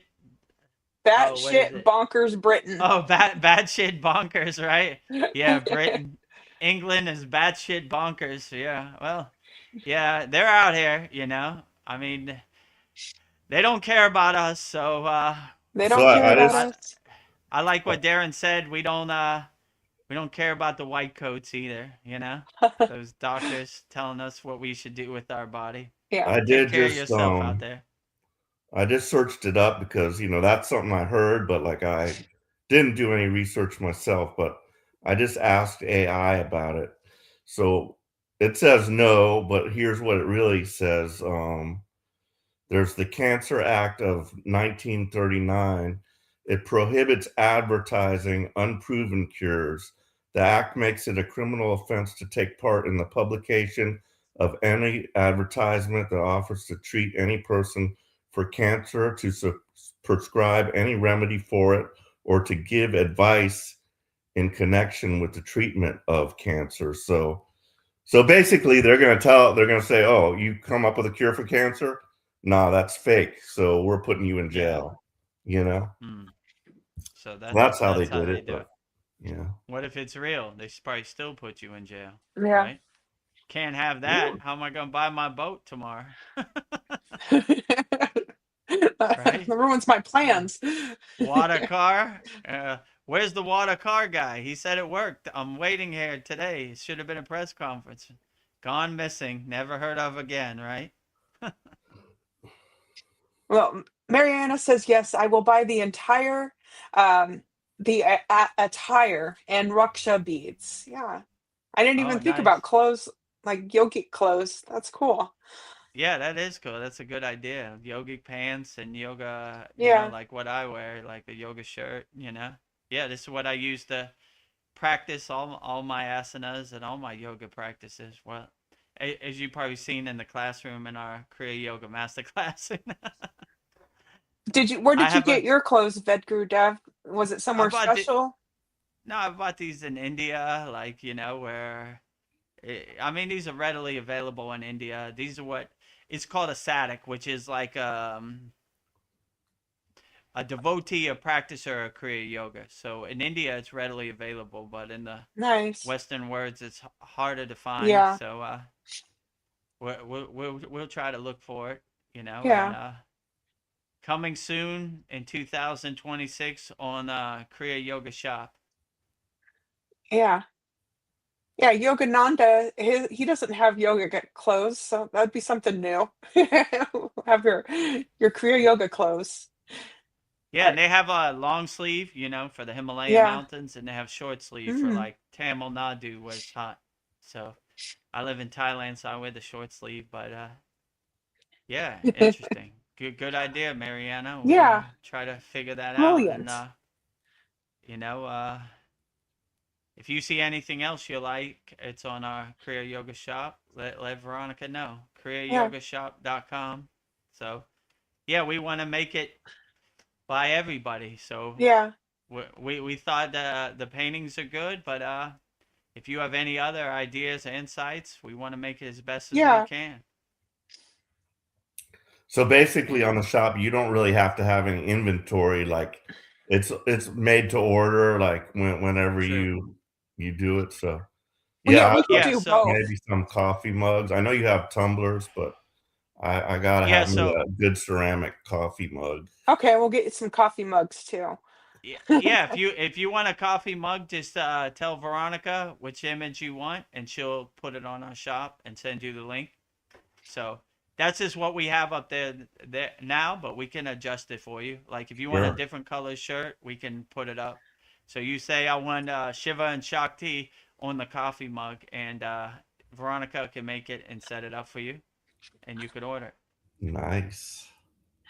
Uh, Yeah. So basically, on our shop, it's linked to another thing called Printful, and they basically drop ship it.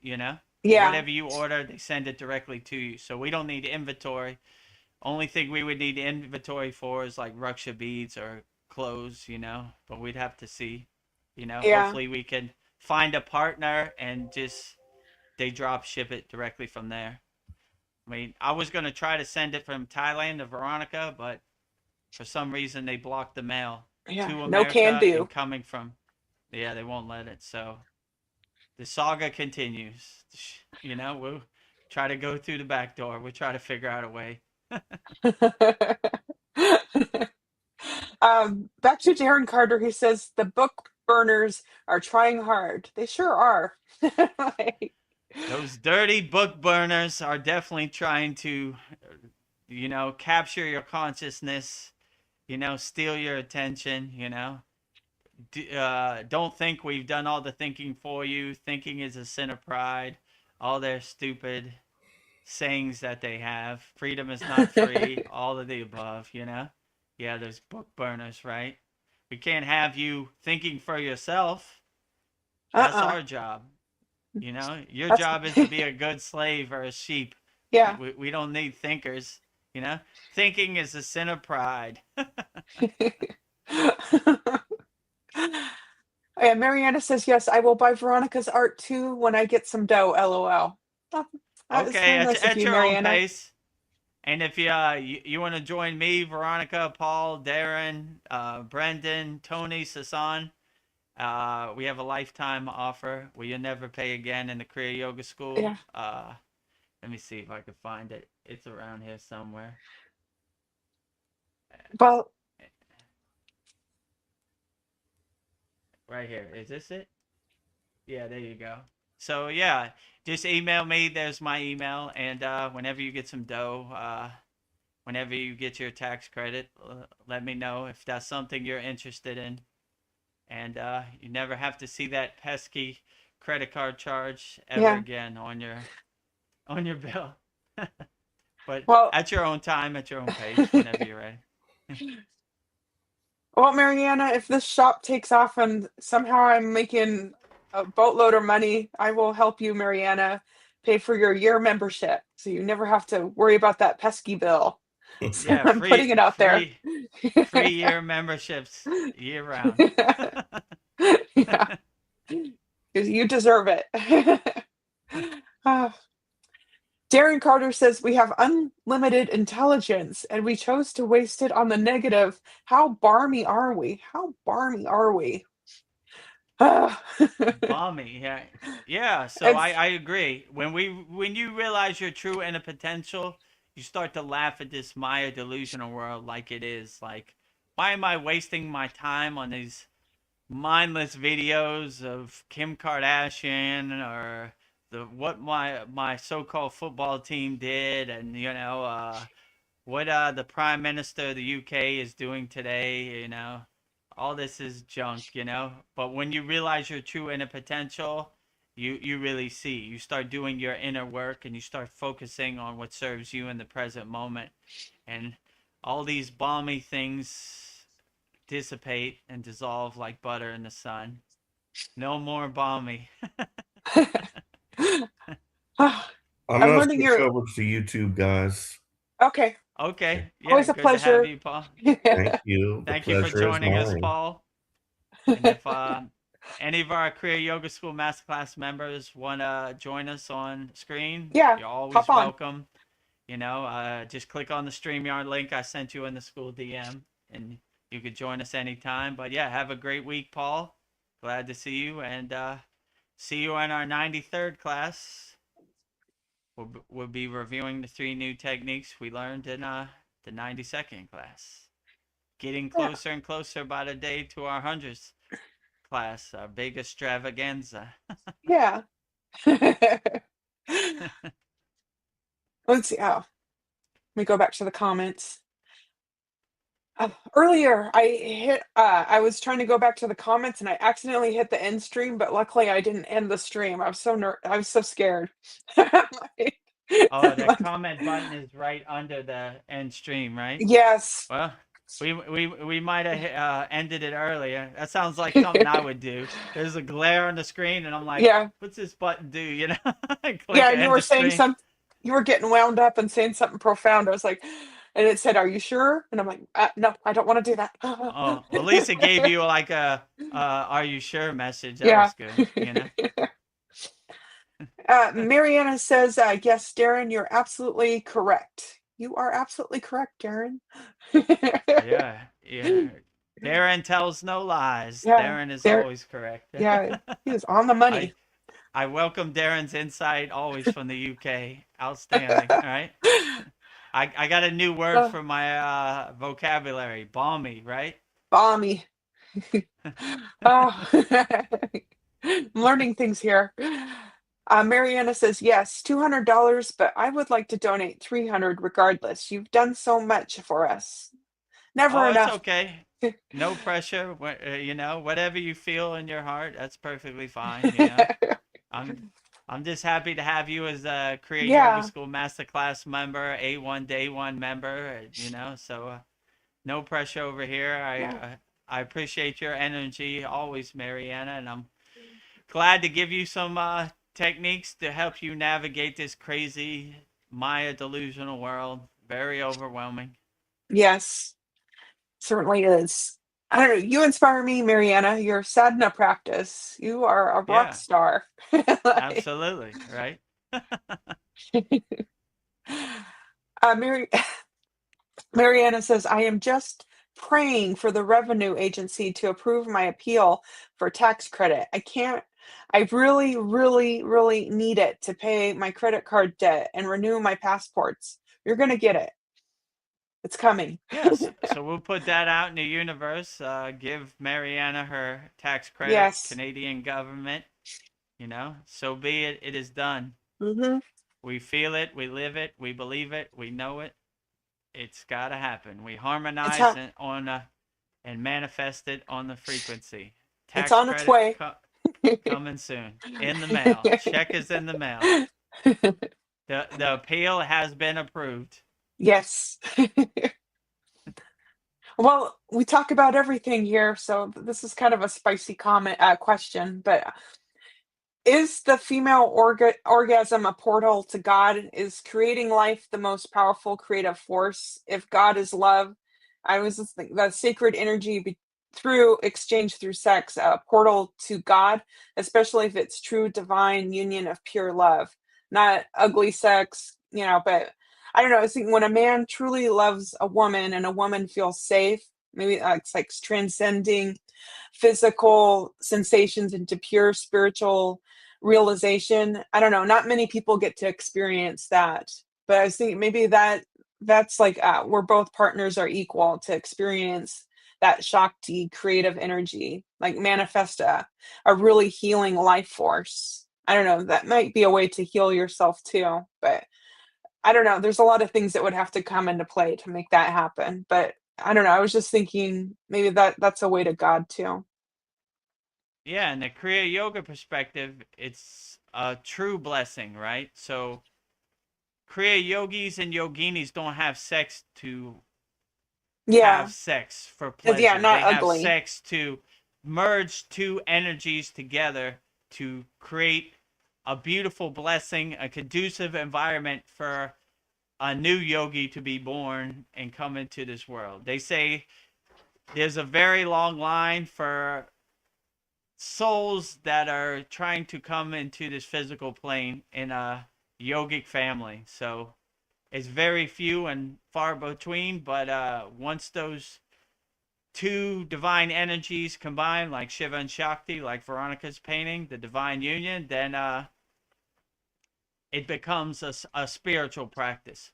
So I wouldn't say it's a pleasurable practice. It's a more of a spiritual practice that of two souls coming together to create a conducive environment for a new soul to be born in a yogic family and a tradition of parampara.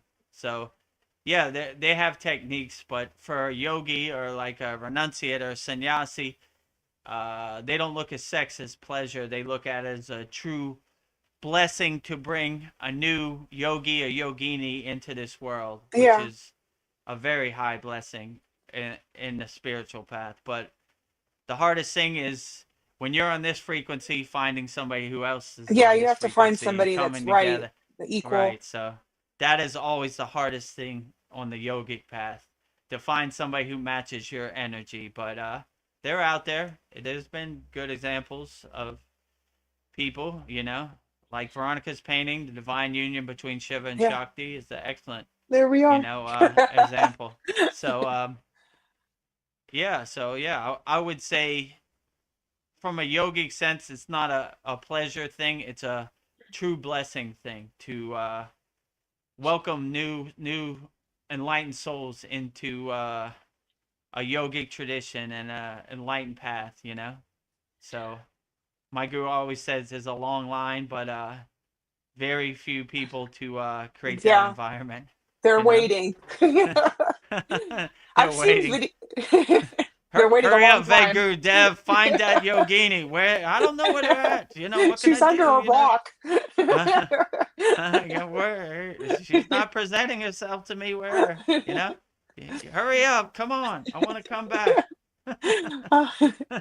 There's videos of of them like showing like the creation of like when a life um life Mm, is like comes, and it's like an explosion of light. I was thinking nice. that's pretty powerful. Like when you see the sperm enter the egg, it's just like, pow. It's just like that's happening inside the female's body. I was just like, Yeah. yeah, and females can grow life, they can grow bones. I was just thinking the female is so powerful. So Yeah, absolutely. yeah, All the respect to Divine Mother, who, if it wasn't for a Divine Mother, we wouldn't be here. So, yeah. yeah. Oh, Mariana, she says, Veronica, whoa, what a question. I know, I don't know where all these questions come Oh, from. it's all right. Don't overthink it. Don't beat yourself up about it. It's all I think good, you know. I try to think of I questions nobody else would ask. Like, uh, what made me laugh, like, you asked me about the Shiva Linga, right? The lingam, right? And that's basically, not yes, to be crude, Shiva's private part, how he created the universe, right? creating. And when I said that, Mataji blew down, right? Oh, like, oh, Yeah. Vedagurudev with that. We go everywhere at these sat songs. Nothing is off topic. Nothing off limits. Oh. uh, Tina Tapata, you're here. Hare Krishna, Hare Krishna, Krishna Hare Krishna, Hare. Krishna, Hare Krishna. There's more. Hare Hare Rama, Hare Rama, Rama Rama, Hare Hare. I'm. Nice. A lot That's of Hare beautiful. Krishnas, a lot of Lord Ramas in there. Sri Ram, Sri Ram, Sri Ram, Sri Ram. Hare Krishna, Hare Krishna, Hare Krishna. Yeah, Whoa. love it. Love Krishna, love Lord Yeah. Rama, love them all. They're all the greatest. And if you go to our Mantra Monday on our playlist at Vedagurudev, we did Lord Rama 2 weeks ago, 3 weeks ago. And we also did Sita Devi, which is Lord Rama's partner, physical Shakti form. And we also did Hanuman, which is a supreme lover of Sita Devi and Lord Rama, right? Yeah. Mariana says, that's why I don't sleep around because I want to find my only one true soulmate, a kind, understanding, respectful, spiritually aligned person. You're gonna find him. Yeah. Well, we keep burning it up every Yeah. yagna, so we're working on it. We're putting it out there in the universe. But yeah, I agree with you. That's kind of the yogic perspective too. When I share my energy with somebody, I give it wholeheartedly. And one fire is a fire, two fires is a super fire. So when you merge two light beings together, you get a super pillar of light. So hopefully you could find that. And if Yes. you find it, Mariana, let us know. Your true soulmate. Maybe I could get lucky too. Yeah. Where everybody It's will okay. find their true love. It's okay. Yeah, don't. I'm more like my guru, like the sannyasi renunciate path. You can never find a picture of my guru in a woman. That's just the path he chose. But Yeah.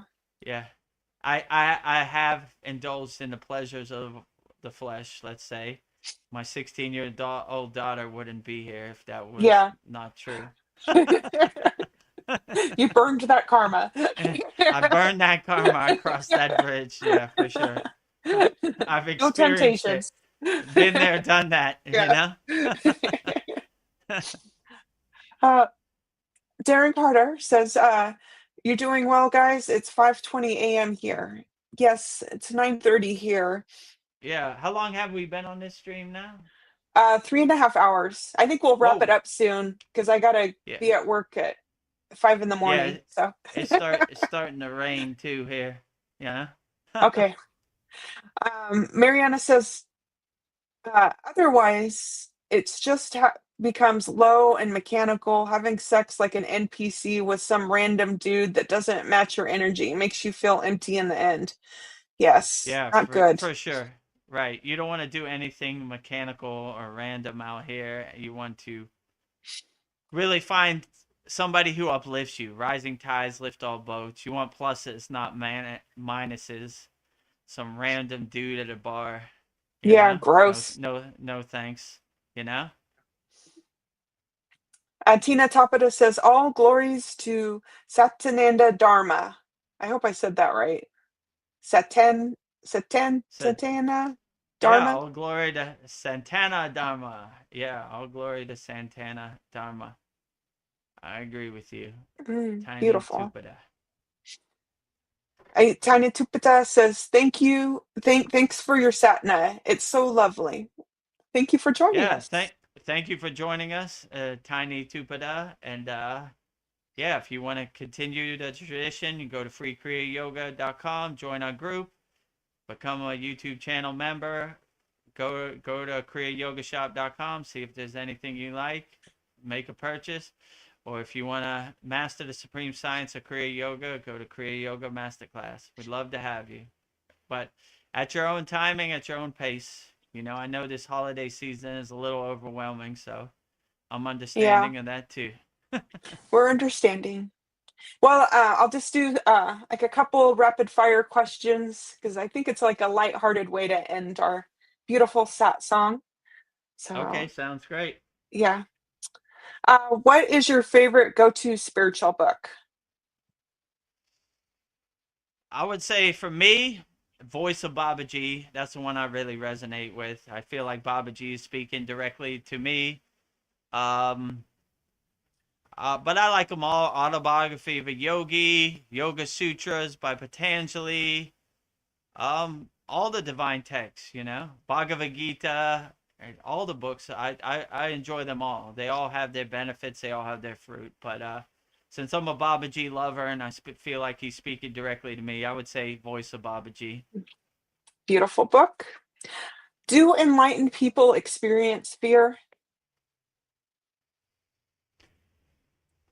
Depends what level you are in enlightenment. Most enlightened people have already transcended fear and lower emotions, so it's not a word in their vocabulary. So I would Yeah, say they have transcended that. They have overcome that state of fear. That's why they look like blissed out yogis. yeah. Fear is not a Yeah. word in their vocabulary, in their dictionary. You know? So if Boganantar is an enjoyer, was he a ladies' man also? Is that allowed for the Siddhas? Well, the problem is with yogis, there's no opportunity, and Mm, yoginis aren't. They're on a renunciate path too, so it's yeah, like it doesn't. I don't know if Bogunandar was an enjoyer and the opportunity was there, and it was somebody whose what would energy he stop them? connected with. Yeah, what would stop him? He has no rules. He enjoys whatever is given to him. So yeah, I would say if Boganantar had a chance to enjoy, he would take that opportunity. He was never one to shy away from enjoyment, as the story goes. So whatever he did, he enjoyed it to the fullest. So if that opportunity was presented to him and he wanted to engage in that, he would enjoy it to the fullest. Yeah, You know, and whatever yogi got the divine Sita energy from Boganantar, what a true blessing that is, yeah, because he's up there. He's yeah. one of my favorites. You know. No, Bogar. There will be a couple Bogars. Bogar in and out. Bogar, he was an enjoyer. He was definitely an enjoyer. Bogar means enjoyer. I saw a book. It was called Autobiography of a Bogey, which means enjoyer. So, Mhm. Well, my earbuds just went out, so I'm going to give you a question how I changed my earbuds. What is the difference between frequency and vibration? vibration kind of shakes. Frequency is kind of a wavelength, right? It's kind of a sound that they're similar, but it's different. Vibration is like a shaking kind of a vibration, right? And a frequency is like a wavelength that you harmonize and align yourself with that frequency. So yeah, that's what I would say is kind of the difference. You know, Yeah, vibration is shaking. Frequency is a sound frequency, a waveform that is, you know? Both great, Yeah, I kind of frequency and vibration.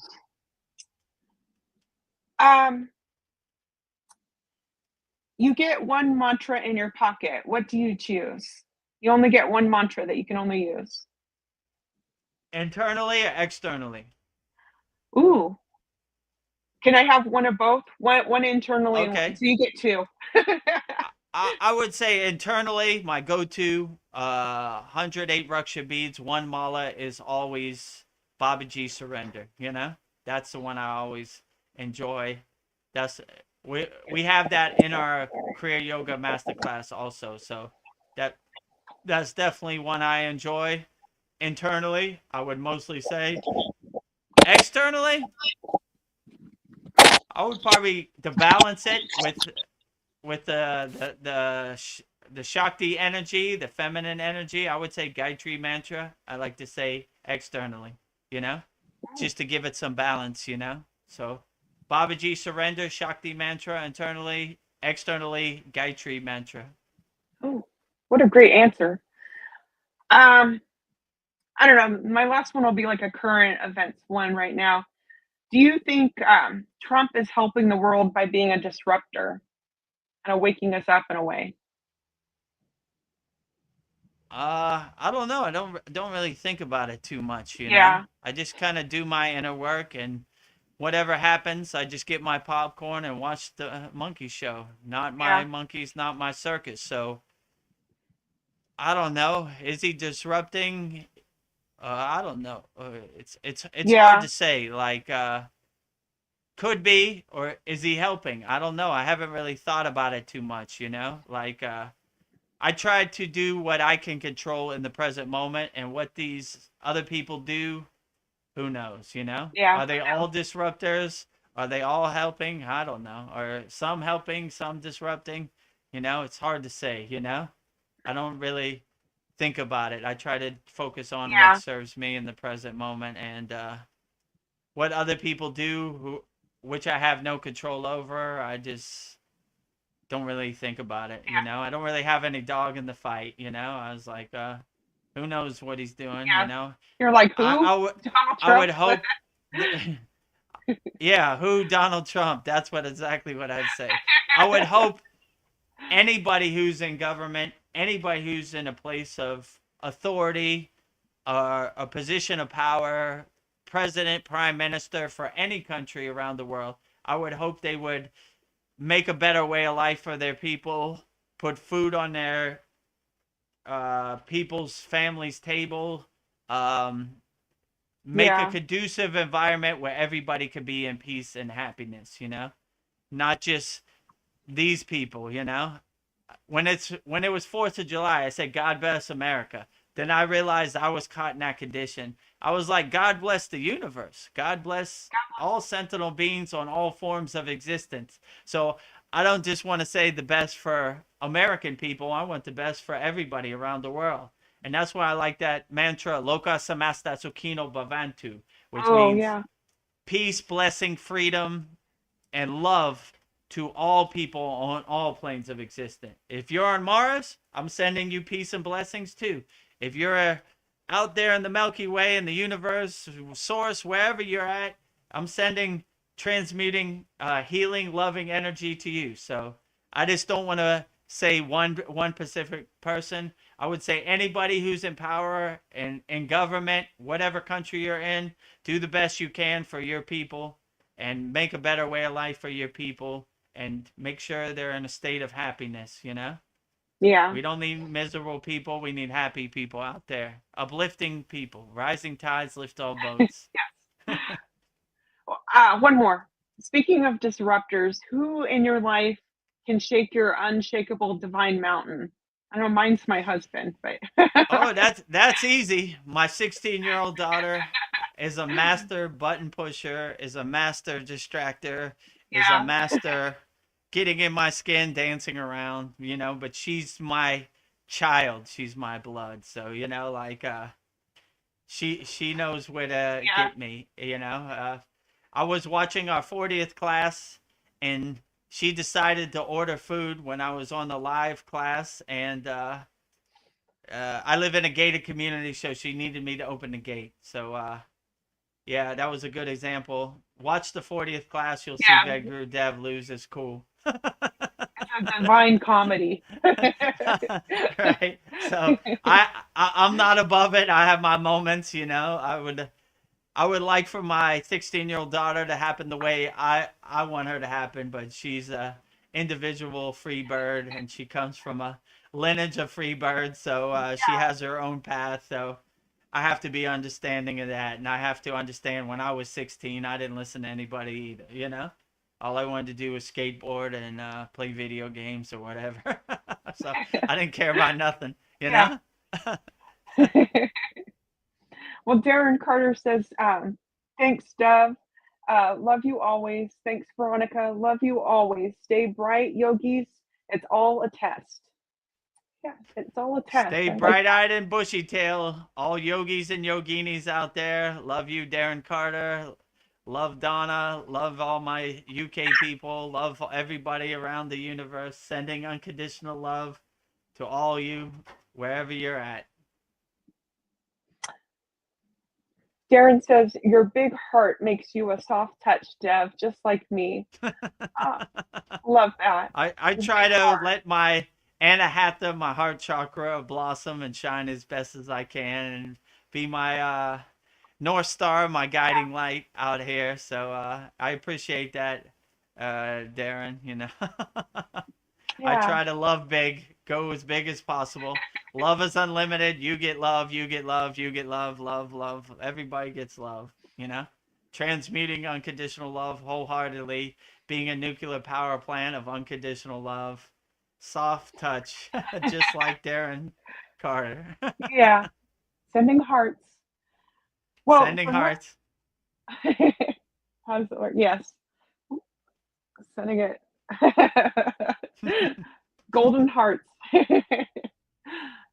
Well, from what I've learned, the purpose of sadhana is to promote spiritual growth and self-discovery with like-minded people. And with that, I wanted to say thank you to everyone who joined us for our sadhana and all those who will be watching in the future. So I'm glad that you were part of our conversation and our walled garden. So I hope it brought you some joy and happiness, and yes, and lots of golden hearts. So I've never asked this before, but if you enjoyed our Satsang, send us some golden hearts, hit the like button, send us some hearts. So yes, it is much appreciated. I and Vedagurudev are pouring our hearts out here. So I'm glad you all came, and yeah, I feel like it's our conversations lift everybody out. And what else would I want to do but this? So yeah, that's all I wanted to say. Yeah, well put, Veronica. Well, this concludes our December 10th Vedgurudev's live Kriya Yoga Q&A Satsang. But before we go, we'll show you all of our different promotions we have right now.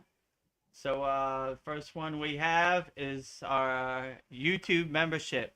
So you can become a YouTube member. We have a $2 plan, which is called Enlightened Kriya Sadhak, and we have a $6 plan, which is called the Self-Realized Kriya Yogi, and you'll see exactly the benefits you get by becoming a YouTube member. If you want to become a YouTube member, go to the website youtube.com/@Vedagurudev. You'll see a join button. Click on the join button, and this video will come up right here, and you'll see everything you get, all the benefits when you join our YouTube channel. Beloved souls, welcome. If you'd like to go deeper into our Kriya Yoga family and support our divine mission, you can become a YouTube channel member right now. Just click the join button and choose your membership. The first membership, the Enlightened Kriya Sadhak, for $2 per month. Perfect for those that want to stay connected and support the channel. You'll receive loyalty badges, super chat, and super stickers, priority replies to all your comments. A beautiful way to be part of our Kriya Yoga family. The second membership, the Self-Realized Kriya Yogi, for $6 per month. For those that want full community experiences and deeper access, member shout out during our live streams, and the ability to record your own voicemail with your questions played on all of our live stream.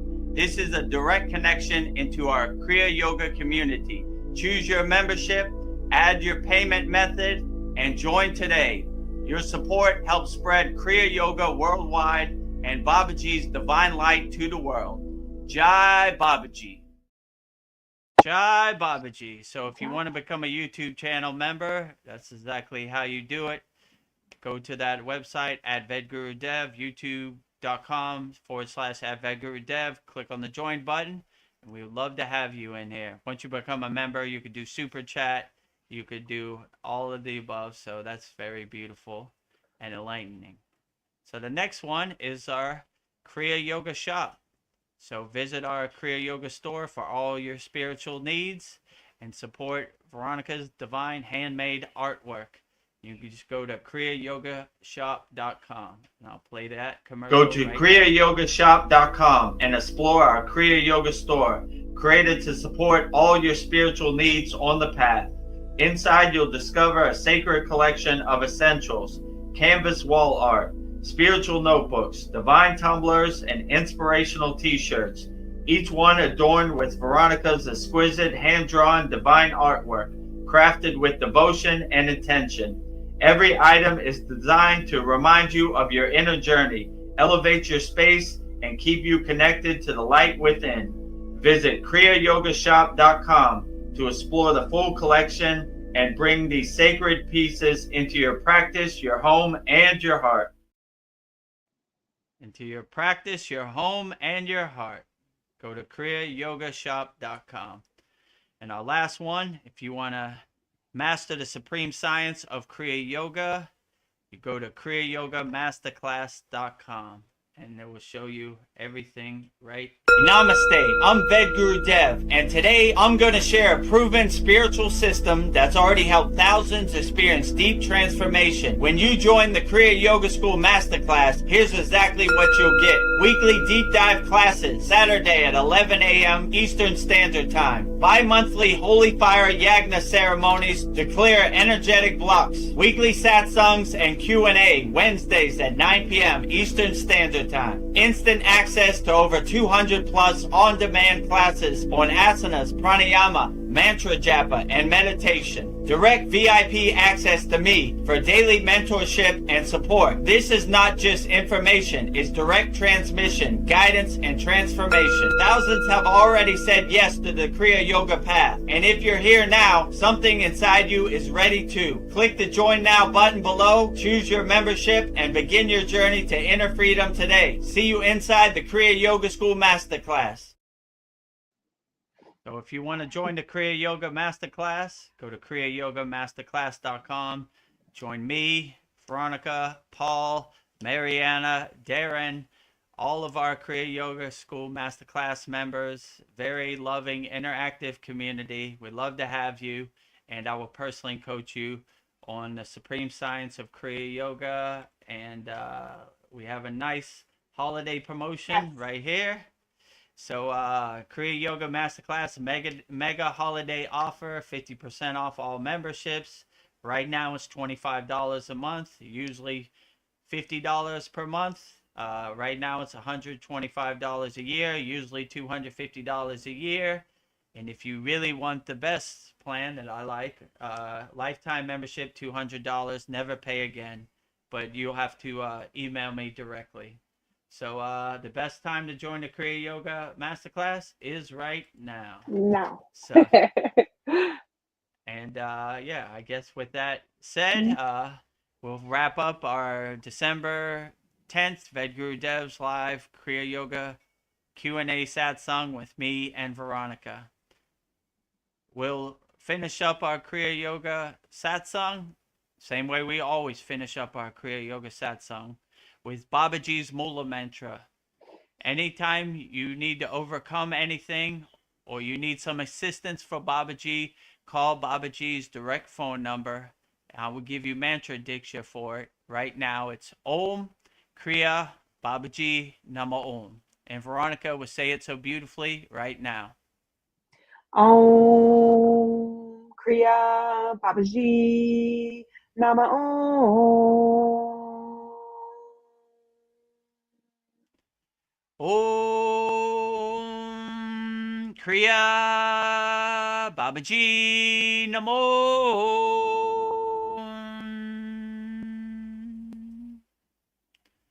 Next, I will say Loka Samasta Sukhino Bhavantu, sending peace, freedom, love, and harmony to all beings on all planes of existence.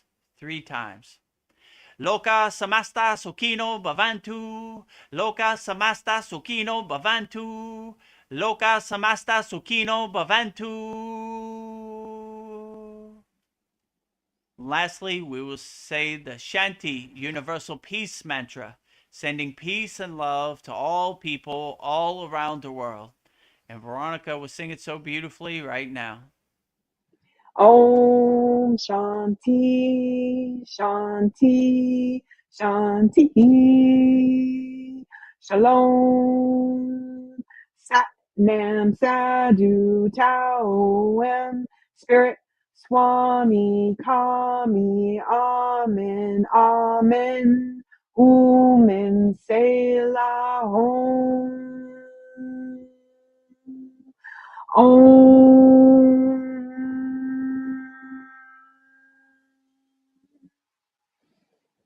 Om Shanti, Shanti, Shanti. Shalom. Sat Nam Sadhu Tao Em. Om Spirit Swami Kami. Amen, Amen. Om in Selah Om.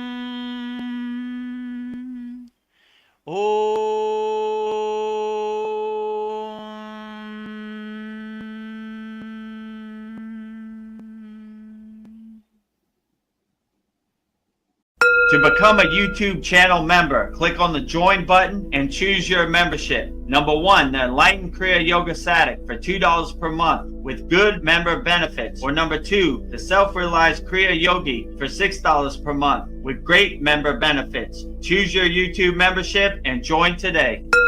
Go to kriyayogashop.com to visit our Kriya Yoga store for all your spiritual needs. We have canvases, notebooks, tumblers, and t-shirts with all Veronica's divine handmade artwork. Go to kriyayogashop.com to visit our Kriya Yoga store. Thousands have already said yes to the Kriya Yoga path. And if you're here now, something inside you is ready too. Click the Join Now button below, choose your membership, and begin your journey to inner freedom today. See you inside the Kriya Yoga School Masterclass. Kriya Babaji Namo.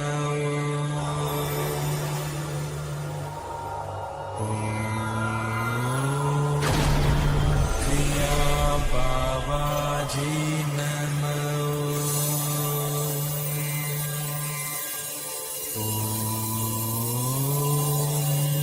Kriya Babaji Namo.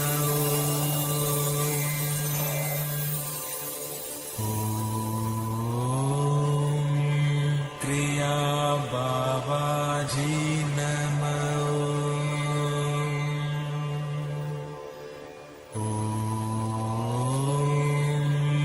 Kriya Babaji Namo.